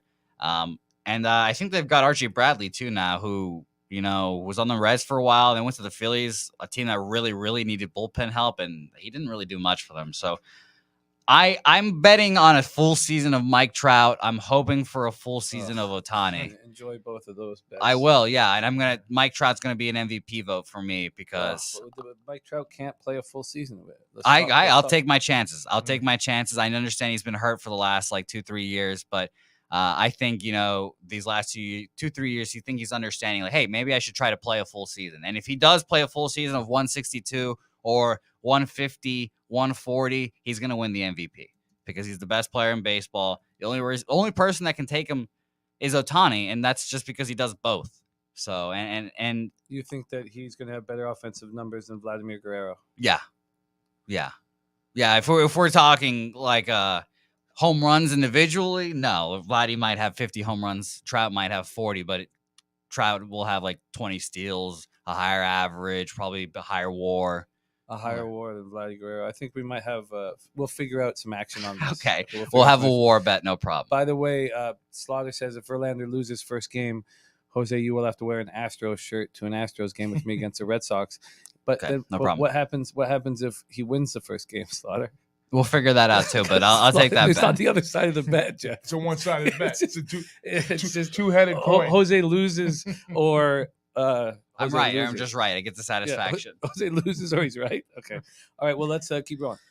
Giants under, obviously, thanks to Nut Flush. They have a lot of injuries too. I don't know if you have anything on them. A lot of injuries. One thing here interesting that needs to be talked about, and I should just be highlighting these comments, but is Dennis Garcia saying if you go through the season win totals at each sports book, you'll notice the average over under is 81.36, not 81, and that's part of the reason why he prefers to look at unders. Yeah, I have 7 unders or compared to 5 overs on my thing, so that makes me feel a little better. Thanks, Dennis. And by the way, Sam, I am saying Ohtani's overhyped is just the craziest thing I've ever seen in my life. Oh, okay. You get a free ticket to the Astros game. Okay, thanks. Okay, That fair works. enough. That's Fair enough. yeah. Sure. Okay, let's keep rolling. Angels over, Giants under. I think. Well, Ragoo, I need you to bounce this because I'm gonna sound like a homer. I think the easiest bet, by far, not even close. Yankees under 91.5 wins. There's just no way. It's shaded to the minus 125. I'll take it. No fuck. And their playoffs to not make the playoffs plus 270. I'll take that too. That's ridiculous. That is absurd in the toughest division in baseball. They have not done shit to add. They've added an older Josh Donaldson who will rake in Yankee Stadium. I understand, but he's had struggles to stay healthy, just like everyone on that fucking team. Their starting rotation is not that good. Luis Severino's been out for 2 years. Yeah. Garrett Cole's, I think he's a little overrated. He's a top 3 pitcher in baseball, though. I just don't see it. I can't see how this team is a 90-win team. I really don't. And if you flip the Red Sox and Yankees team totals, I'd believe you. It's the Red Sox are like 85.5 right now. The Yankees are at 91. That's crazy to me. So you think the Red Sox are going to come out on top of that division? I don't. I think it'll probably be the Blue Jays. Blue Jays will probably come out and win the division. I think. I was thinking about this actually. I might prefer to bet on teams that either have not won the division in a while or that's like their main incentive. So the Blue Jays in a competitive division, the AL East, they have not won the division in a while. I was gonna say, when's the last time the Blue Jays won that division? I was just going back in my head thinking It's been Jose Bautista and Bautista and Donaldson and Edwin Encarnacion those days. I was trying to think who won it last year, honestly, but I can't even remember that. So I think like a team like that, that's the incentive they need. Joe Carter back in the day? The Dodgers last year, for example, they're a team you can't bet on. Forget the odds. They've won the division every year. That's not really what they're going out for. Wild card, they don't give a fuck. They want the World Series. So you just have to think about those psychological pieces of baseball. Like I said, the Rays when they were really rolling, they wanted to win the division because they wanted to show up the bigger market squads, and then they'll kind of flounder out in the postseason. They had their 1 year of going to the playoffs and going to the World Series. That's how I feel about Milwaukee. I think I like Milwaukee team total over. It's minus 125, but it's like 88 and a half, I think it is. What was it? I was wrong about the Brewers last year. I thought the Brewers were going to stink last year. I didn't expect the Corbin Burns renaissance. So like I said, it's a tough team for me to fucking get on, especially because they had Keston Hiura, who's supposed to be another prospect that comes up, came from San Antonio from the Missions too. Raked here. I thought he was going to be great, but struggled last year so bad. He's hitting like 1,200 OPS against AAA pitching in the spring, which who cares? But it's just offense. It's just all offense. They've got the pitching. They've got the bullpen. Is Christian Yelich going to be good? Probably not. Is anyone else going to step up in that offense? We'll see. What about the Reds? Because every year we keep hearing about the Reds, and 75 and a half is get out of here. Sorry, Crystal Warren. That's going to be one of the worst teams in baseball. Another easy under. Another easy or really easy under for me. They don't want to win. the front office we're selling parts. We don't want to win. They signed Tommy Pham as an outfielder. Guess where he's not staying on the team for a whole year? He's trade bait. No way. So you become the GM of the Marlins, getting rid of the arms middle part of the season. You don't think they have a shot to get to 76.5? That'll be the main indication. Like, teams will tell you what they want to do. It's pretty easy. In baseball, the GMs are, like, I think the most transparent. You can just look at what they're doing and be like, all right, well, you guys are obviously not trying to win. That's why I'm on the Guardians under this year. They've signed like 2 people this year. Right. They never spend money. I understand they're really good at developing pitchers. It's just, Shane Bieber can only take you so far. And then Shane Bieber might be traded by the end of the year. Who knows? Who knows? So I'll take the under. And I understand last year they didn't even have Terry Francona, which made it an easier under. Yeah, I can see them winning like high 60s, Yeah, and the division has gotten better. They haven't done anything. It's a tough spot for the Cleveland I words, but I can't buy them this year. And I hope, for just a visual sake, I hope Shane Bieber stays healthy so we can at least bet strikeout props. There are some things coming in from the chat. Crystal Warren says, I'm so depressed. Don't rub it in, Jose. Yeah, it sucks. Billy Friedrich says 2015 was the last division title for the Jays, of course. When Donaldson. Yeah. Well, Donaldson. It was Batista. Yeah. Well, Donaldson won MVP. But, you watch Batista's swing, the violent swing and the snap action of it. You watch Trout swing, and you kind of have an idea why he's so injury prone. And I know it's calf muscle issues to first base. We see him strain that calf every year. But his swing just doesn't look as, I don't know. It doesn't look as, I think that Trout is going to play. I'd like to do an over-under on Trout games played with you. 100. Well, then how do you think he's possibly going to be MVP? Well, you got to hope. As my opening remark, I'll take 100. He's going to have to get hurt early and then come on strong late. Hope? That's what you're going to say? Yeah. What do you want me to do? I'm not a doctor. I can't make his bones stay together. If he's not around after the All-Star break, you can kiss that goodbye. Absolutely, yeah. And then we'll focus all of our attentions on Shohei Ohtani again. That'll be all right with me. I think the Angels are going to make the playoffs. That's one of the things I'm putting my heart out there for. I think the Angels will make the playoffs. I have the bet to, I think it's like plus 230, something like that. I've written down somewhere. But I like the Angels this year. I really think that they've realized the draft. They literally drafted all pitching. This offseason, they've been very focused on adding pitchers. Noah Syndergaard has looked pretty good. Let's see if he stays healthy. I don't believe in, fielders' health. I think is a little different than pitchers' health. Jimmy, I think that a Mike Trout can and eventually will end up getting healthy and keep playing a full 162 again. Someone like Noah Syndergaard, arms are fucking fragile, man. Your arm is not supposed to throw a ball 100 miles an hour like that. So it's tougher for a pitcher. But I'm going to take the over of their win total. I'm going to bet them to make the playoffs. And if Ohtani and fucking Trout get hurt, then I'm screwed. And any contributions from Rendon would be a fucking blessing. Dennis saying Bo Bichette, he's at 22-1 to win MVP.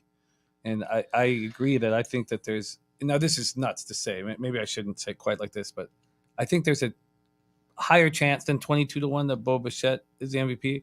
I think there's a higher chance that, well, we expect him to lead the league in hits, and Bo Bichette, at that number, I completely agree. And I expect Bo Bichette to be just an absolute monster.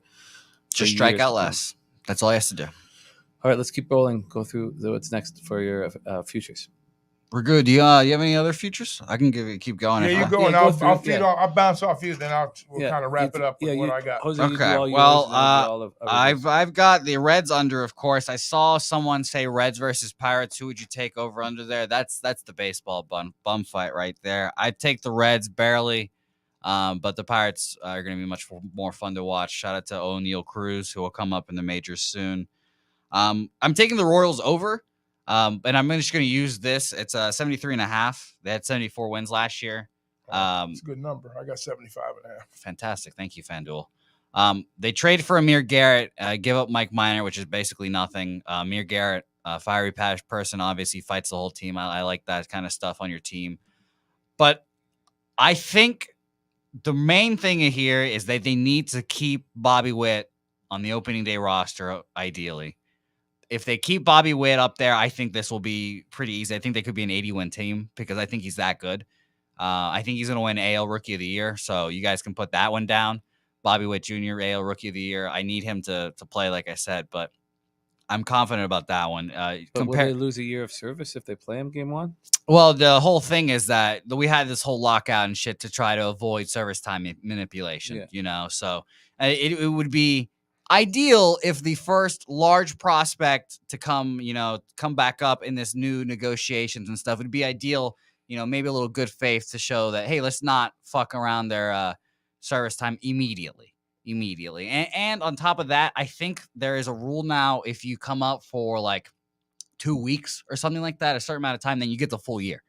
Okay. So you there's not like as much incentive anymore. I think there is the thing where you hold them down for like 30 days, the Chris Bryant rule. That's what the Pirates did to O'Neal Cruz.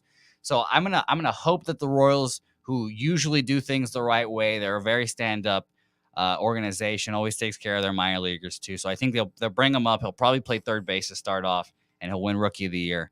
And hope that their pitching staff can stay together. Piker says, good bet, Jose. Angels look great in 1986. They can do it again. I believe, the Angels in the outfield, you have to have faith. They break more hearts than any other team. Absolutely. They are such a fucking tease. I hate it every year. And like I said, I put it out there. This is the one bet where it's like, man, I really am not as confident, but I want them to do it. It'd be great for baseball. They have the names. And the front office knows what's wrong. They just can't pitch. They know what's wrong. And if they just fucking keep messing, I don't know what the correct term is, messing it up, whatever you want to say, keep throwing money at this situation and not fixing it, then they're going to make a change. I think this is kind of like the last stand here. Obviously, like I said, no one's ever drafted only pitchers in like the college baseball draft. And that's what the Angels did. They needed pitching that badly. So I'll take my chances with the team that understands their problems. Joe Madden, good manager, I guess. I just have faith. They're just the second banana team in LA, just like the Mets are the second banana for team. For sure. And nothing will ever change that either. Yeah. Nothing will ever change that. Well, let's roll on. I've got your last one, I guess, here for you. And I'm going to talk about the Minnesota Twins.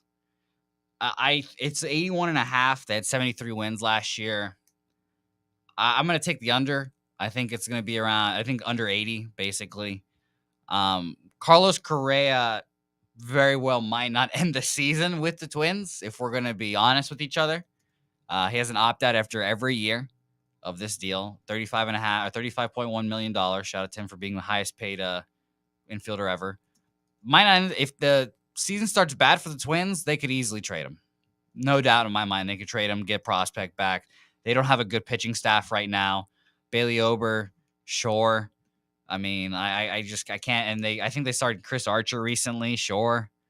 But I'll take the under there, and I wouldn't be surprised at all if Carlos Correa got traded before the end of the year as well. I like it. And that's really all I have right now. We'll be talking more soon. And Bobano has to. By the way, Bobano negative. Oh, nice. Yes. So the upset, the full plus 700 upset for you guys. So are you going to tweet this out at some point once you have it all? Yeah. I will. We'll be releasing. I'm pre-recording the shows, the Futures show, so I can edit them a bit. Maybe if our plans free up this weekend, I'll be doing a lot more of that. But we're starting to record today, AL East today, obviously, because it's the best division in baseball and my favorite. And I'll release those as they come. And once I release each video, or I guess each division, I'll release the picks for each division too. So you guys can follow her on at Jose Bouquet. I like it. And Babano says, Eric Piker says, Babano freestyled the COVID out of him. Yeah, it was the vodka Red Bull. The vodka Red Bull and a little bit of freestyle, and just does the trick. Who would have thought? All right, so I like that. Let's move on to Ragoo's season win total. So you did starting pitchers and bullpens, and now you want to move into your full season bets? Yeah. Okay. I'll give you. I've got these. I'm going to tweet out all the action. Cool. But today I'm on about 4 or 5, and then when I finish up, I'll put them all out by the end of the week. So. And those of you who are putting out your futures, you don't have to tag me. You can tag me if you want. If you don't tag me, let me know that you've done it. So that I can retweet it and get it out to everybody, all the low baggers and everybody. Take it away. I'm very interested. Yeah. So I'll start. We'll start with the obvious. The Milwaukee Brewers. I'm going to lay 125. I think they got the best, top 2 staff in baseball, solid bullpen, rock solid offense. I think they're going to be right back where they were last year. So I like the over on the Brew Crew for sure. And then I'm gonna talk to my general manager here right now. We're not going to trade some arms in midseason. I'm going to take the Miami team to go over the total. Also. I hope so. Shout out to Kim Ang. Yeah. So let's just touch on it a little bit. What did you think when Jeter abandoned the team? I don't think he ever was there for the right purposes. I think it was. I'm not going to call it publicity, but I think it was more like just something he needed to do when he retired, more or less. I don't think his heart was really in it wholeheartedly. So I was glad to see the fucker go, even though I got him hanging on my wall in my bedroom, my man cave in the house. But I still love Jeter for who he was on the field. But as a GM and a front office guy, I think he's horrible. So you don't think it was that they wouldn't sign Castellanos? I do. I do. I think his ownership was like, nah, we're not gonna spend money. And then Jeter's like, well, why the fuck am I doing this? Why am I on a shitty team trying to do this shit? And then he's like, I'm done. Because the rebuild has taken place now, and he needs some bats. And when I say that they bring in Soler after he goes, I'm like, yeah. And that was the big rumor. Nick Castellanos is from Miami. Like, it was match made in heaven, but they don't want to pay. And I can kind of understand why too. You're going up against the Phillies, the Braves, the Mets. Like, it's fucking tough to win in that division. But how are you going to win if you don't spend any, like, literally any money? Well, certain teams, they always got a team's number, and the Marlins has always got the Braves number. So I'm going to say they'll go at least 500 against the Braves. They also fuck up the Phillies too. It is quite funny. It's quite funny. The same thing. That same theory, I have, I guess, certain theorems of baseball betting, and one of them is bet on the Orioles early. Bet on the Orioles early because they'll fuck around and beat the Red Sox. They'll beat the Yankees. They'll always come up because they're not scared of those teams. There's a fear factor when you're going up against like the Yankees if you don't see them every so often. The Yankees, the Orioles don't give a fuck anymore. They've beaten these teams before. They understand they're underdogs. They have nothing to play. They have nothing to lose. So I love taking the Orioles against division rivals like that too. And Coin, I've been loving your looks here, and I've copied and pasted all of them. We don't have the time, to drop everybody's action, but I've got yours. And Coin has Oakland under 69.5 season wins. He says it's the best bet on the board. Yeah, it's another good one. Manager left along with best players in the infield, cost cutting in full effect in the Bay. It will be a long 6 months. I wouldn't be surprised if that was on my card too. I've gotten to the AL East and then most of the Centrals, but yeah, the A's have just they are the prime example of tanking in every sense of the word. And if they will be fighting for the Pirates spot this year. Okay, for sure. We have a question that's come in from Slaughter, and as we're going, we still have Ragoo's futures to go through, but we have a question from Slaughter. He says, Jose, can Jeremy Pena be as good or better than Correa? Probably not, because Carlos Correa is already a Hall of Famer. So it's hard. Is he Hall of Fame good? Probably not. That's just, fuck me, I guess, for saying that a 21-year-old kid can't be a Hall of Famer, but probably not. All right, let's keep rolling, Ragoo. I think. What did you say about the Nationals, Jose? I like them over. I like them over just because they were so bad last year, and you might get some Steven Strasburg this year.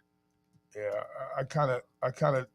I'm not going to disagree with you, but I'm going to. But you're going to disagree with me? I'm going to disagree with you. I think the Nationals are a fire sale right now, even though, you might get some Strasburg action. I think they're still trying to find a way. And see, and that's just us disagreeing about both of those teams. Yeah. You like the Marlins over, I like them under, and it's just what it is. One of those teams are going to eat the other. So, right. So probably what will happen is you'll win one, I'll win one, and we'll call it even. There we go. I'll accept that. I'll accept that. That's the not the Murphy's law, but that's the law of averages in gambling, right? Yeah. For the most part, I think I shaded them. My book's got them at minus 114, so I'm going to make that an official play. I'm going to take the Nationals on the under. 71.5 is what I have. Strasburg has to pitch. If he does not pitch this year, then Stone Cold under will be 100% right. But as of right now, the Nats have been saying that I think it was March or May. I forgot. No, it's May because we're in March right now. It was mid-May, ideally, and they're trying to get him 20 to 25 starts. If they get 20 starts from Steven Strasburg this year, then I definitely like the over. But he hasn't pitched. He's pitched 26 and 2/3 innings in the last 2 years. So, exactly. And we'll see if Nelson Cruz ends the year with them too. I don't expect him to either. 1-year deal, probably just signed to appease Juan Soto. But yeah, I could see them for sure being one of those teams that you go down in the tank, you realize how far behind you are. Well, let's sell. Here you go, take Nelson Cruz. Here's more pitchers. Here's another pitcher. Maybe even Steven Strasburg. Probably not because he's the franchise MVP. They chose him over Harper, but it's just one of those things. Both those teams could go the same way. It's just tough to say in a division like that.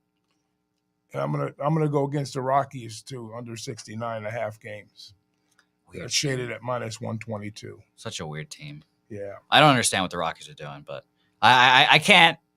I feel like it's hard. I was kind of nervous about the 70. Creeping over 70, but I know it's a low number.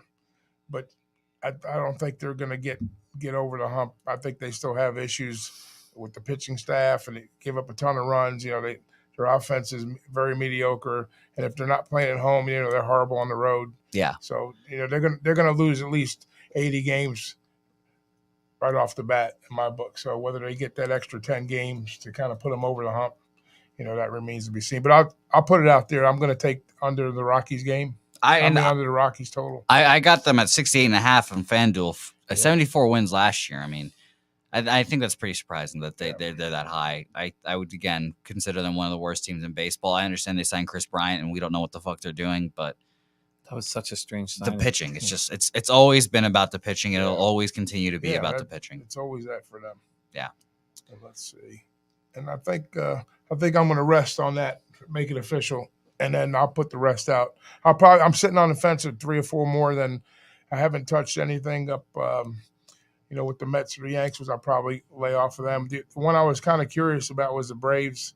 I was kind of worried about that 9.5, and I really don't want to go against them. But I think they're going to be better this year than they were last year, even though they're World Series champs. I think they're that good. I think they could, with that lineup and the pitchers, I think they kind of found a sweet spot, kind of like the Blue Jays did. I put the Blue Jays and the Braves in the same category. And Ronald Acuna Jr. is, if not the second best player of baseball, probably third. It's him and fractured wrist, bike crashed Fernando Tatis Jr. Maybe if he stays off a bike or two, he can be back to number 2, maybe even 1. But the Prince of Venezuela, Ronald Acuna Jr. is everything that is advertised. And I don't know what his NL MVP odds off the top of my head, but he's coming for it. He's coming for it, and he's that good. And he's everything that I hope for and want to be in every Venezuelan person. So, yeah, I get it. Model citizen. Ian, you want to come up here and say anything? Yeah, sure. Well, you want to talk about your COVID negatives? Yeah, exactly. Nice. Hallelujah, brother. Thrilled about it. Yeah, absolutely. Well, Jose, great stuff. Thank you, Jose. Yeah, it was great stuff, great insights, and man, it's. Yeah, did I surprise you about how much baseball I know, Jimmy? No, man. I have high hopes, man. I don't believe that. I think you're a write-off. Is that what you think? I do. That is exactly. Man, no, well, there's a reason why you're hosting the baseball show, man. And That's we're all right. excited to Great see job. how you're going to make. He knows his shit when how it much comes money to you're baseball. going to make Yep. us. Jose, we're all very interested. So first off, Bavano, we have good news. Yes. Yep. Fellow. Yeah, negative COVID test. Amen. So, amen. Yep. Okay. Now good. let's get into action for the futures market. Now, but also, Ragoo, are you not making a division and World Series bets just for the cappers who are trying to emulate? I will make divisional champs and World Series future bets.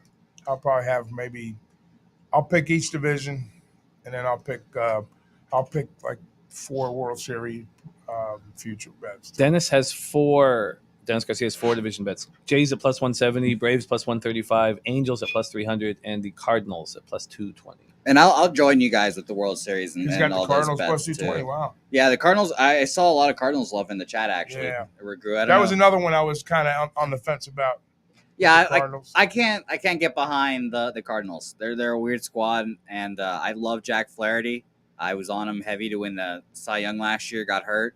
I might bet him again this year. I don't know. But I just can't figure out the Cardinals and the reunion tour that they've got going on with Pujols and Yachty and Wainwright. It's going to be fun for the Cardinals fans, but I don't know if it's going to lead to good baseball. No, I think it's a good point. Yeah. It's the old Charles Barkley line. It would have been a hell of a team in 2010. Hell yeah. This has been a fun team. All right, Babano, what futures are you attacking? Well, I'm on the Jays, and it's not Homer or being Canadian or anything, but I like them all. I think they exceed that number, believe it or not. There's some people that say things have still got to go right. We don't know what you say Kikuchi's going to do because he had a great first half last year, and then he tailed off. But they have solidified the third base position, which was a big concern with Matt Chapman. I think it's a phenomenal addition to the team. They're going to be able to hit up and down the lineup. There's not going to be that one guy in the 9-man lineup that's an easy out.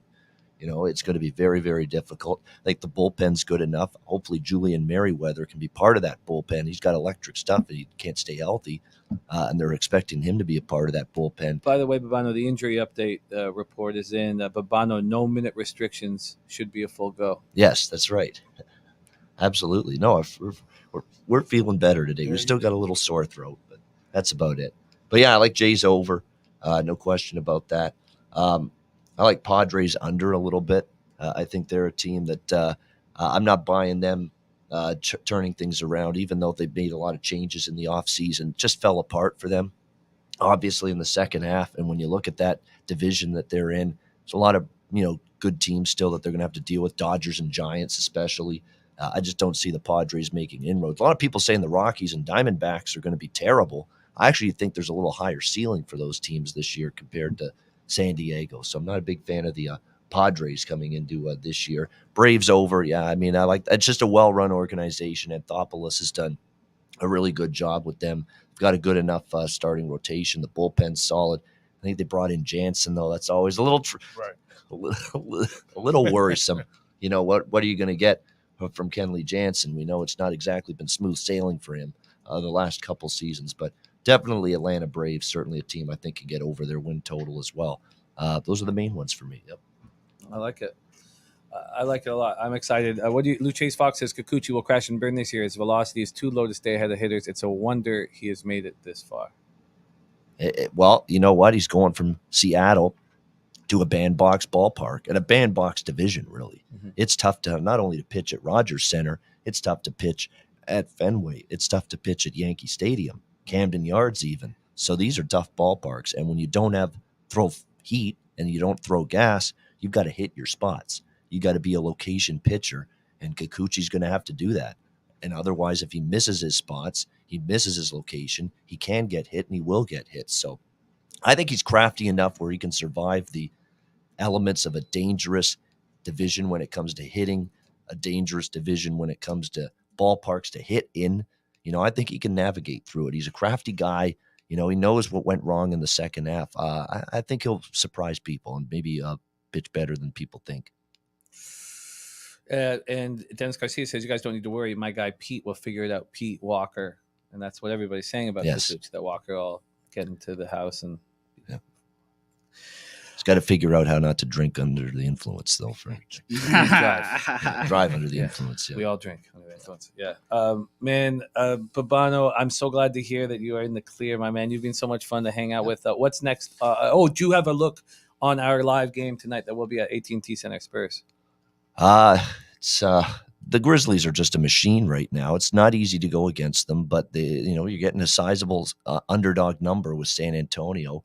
The over's interesting to me. Spurs play a lot of overs. Memphis doesn't mind running and gunning. I think there should be a lot of points in that game, but I'm kind of leaning to the home underdog just a little bit here because you look at Memphis and John Morant, at some point, there's going to be a game you miss him.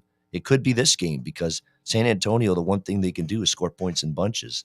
So I would lean to the home dog. I would lean to the over in that game. Well, I look forward to seeing it with you guys. Yeah, I'm looking forward to it. Yep. Thank you guys so much for rolling with us here on Betting with the Bag. Two legends in the studio with us, Big Ragoo. I'm looking forward to trying that pizza place that Big Ragoo. Right across the street, I heard it's fire, man. Yep, 5 o'clock. You wouldn't even know it was there if you know. Yep. And I loved Jose's breakdowns in MLB. Great job, he will be Jose. our host of our baseball show this year. We're all looking forward to watch him blow it up, and we're all excited to watch you get that cash. And Jose's going to be tracking all the action in the show as well, so we'll know who's rolling and who's running hot and who's succeeding. Very, very, very exciting. But we have no show without you guys. Real Deal Prime, Fat Wally, Lou Chase Fox, AOD, Piker, Damon Santori, Cab. Cab's going to be, Cab is such an innate ability, understanding baseball because he played it at such a high level, drafted in the majors, and it's going to be fun having him capping with us. Really, really fun. Dennis Garcia, LJ from H-Town, Piker, Millsy, Alex Gagnon, Billy Friedrich, all you guys, thank you so much for your support. You guys make the show special, and glad to hear that Big Show tested negative. We just need our leader, Jeff Slaughter, to get better as fast as possible. Yes. None of this would happen without him, and we love him so much. We miss seeing Jeff right now. It's been weird not seeing him the last couple of days. I mean, he's done everything for us, everything, and we're just so lucky to run with him. So get better as fast as possible. I copied and pasted all of your guys' actions. All of your action on Futures, so I'll go over them myself, and we'll talk about it more throughout the season. But I need to get rest before the big game, so I'm gonna go lie down. I'm gonna lie down, take a shower, maybe sob for a bit. That's my pregame work. Man, thank you guys so much on behalf of all of us. Oh, and what's next for you show wise today, Babano? Ice guys, and then we've got NBA pop up later on, 3 p.m. Central. Sweet. So thank you guys. We will see you here tomorrow morning. Dutch Boy Fresh will be joining us, and you leave too early, right? You leave too early. I leave, bright and early, like 7 a.m. Yep. But Dutch Boy Fresh will be joining us for NBA. On behalf of all of us here at Pub Sports Radio, thank you for watching. Get that cash. Check us out. Peep us at the AT&T Center today. And thank you for supporting our shows here. We are live at the Southtown 101 Pub Sports Radio headquarters. Lecce, Halos Bookmakers.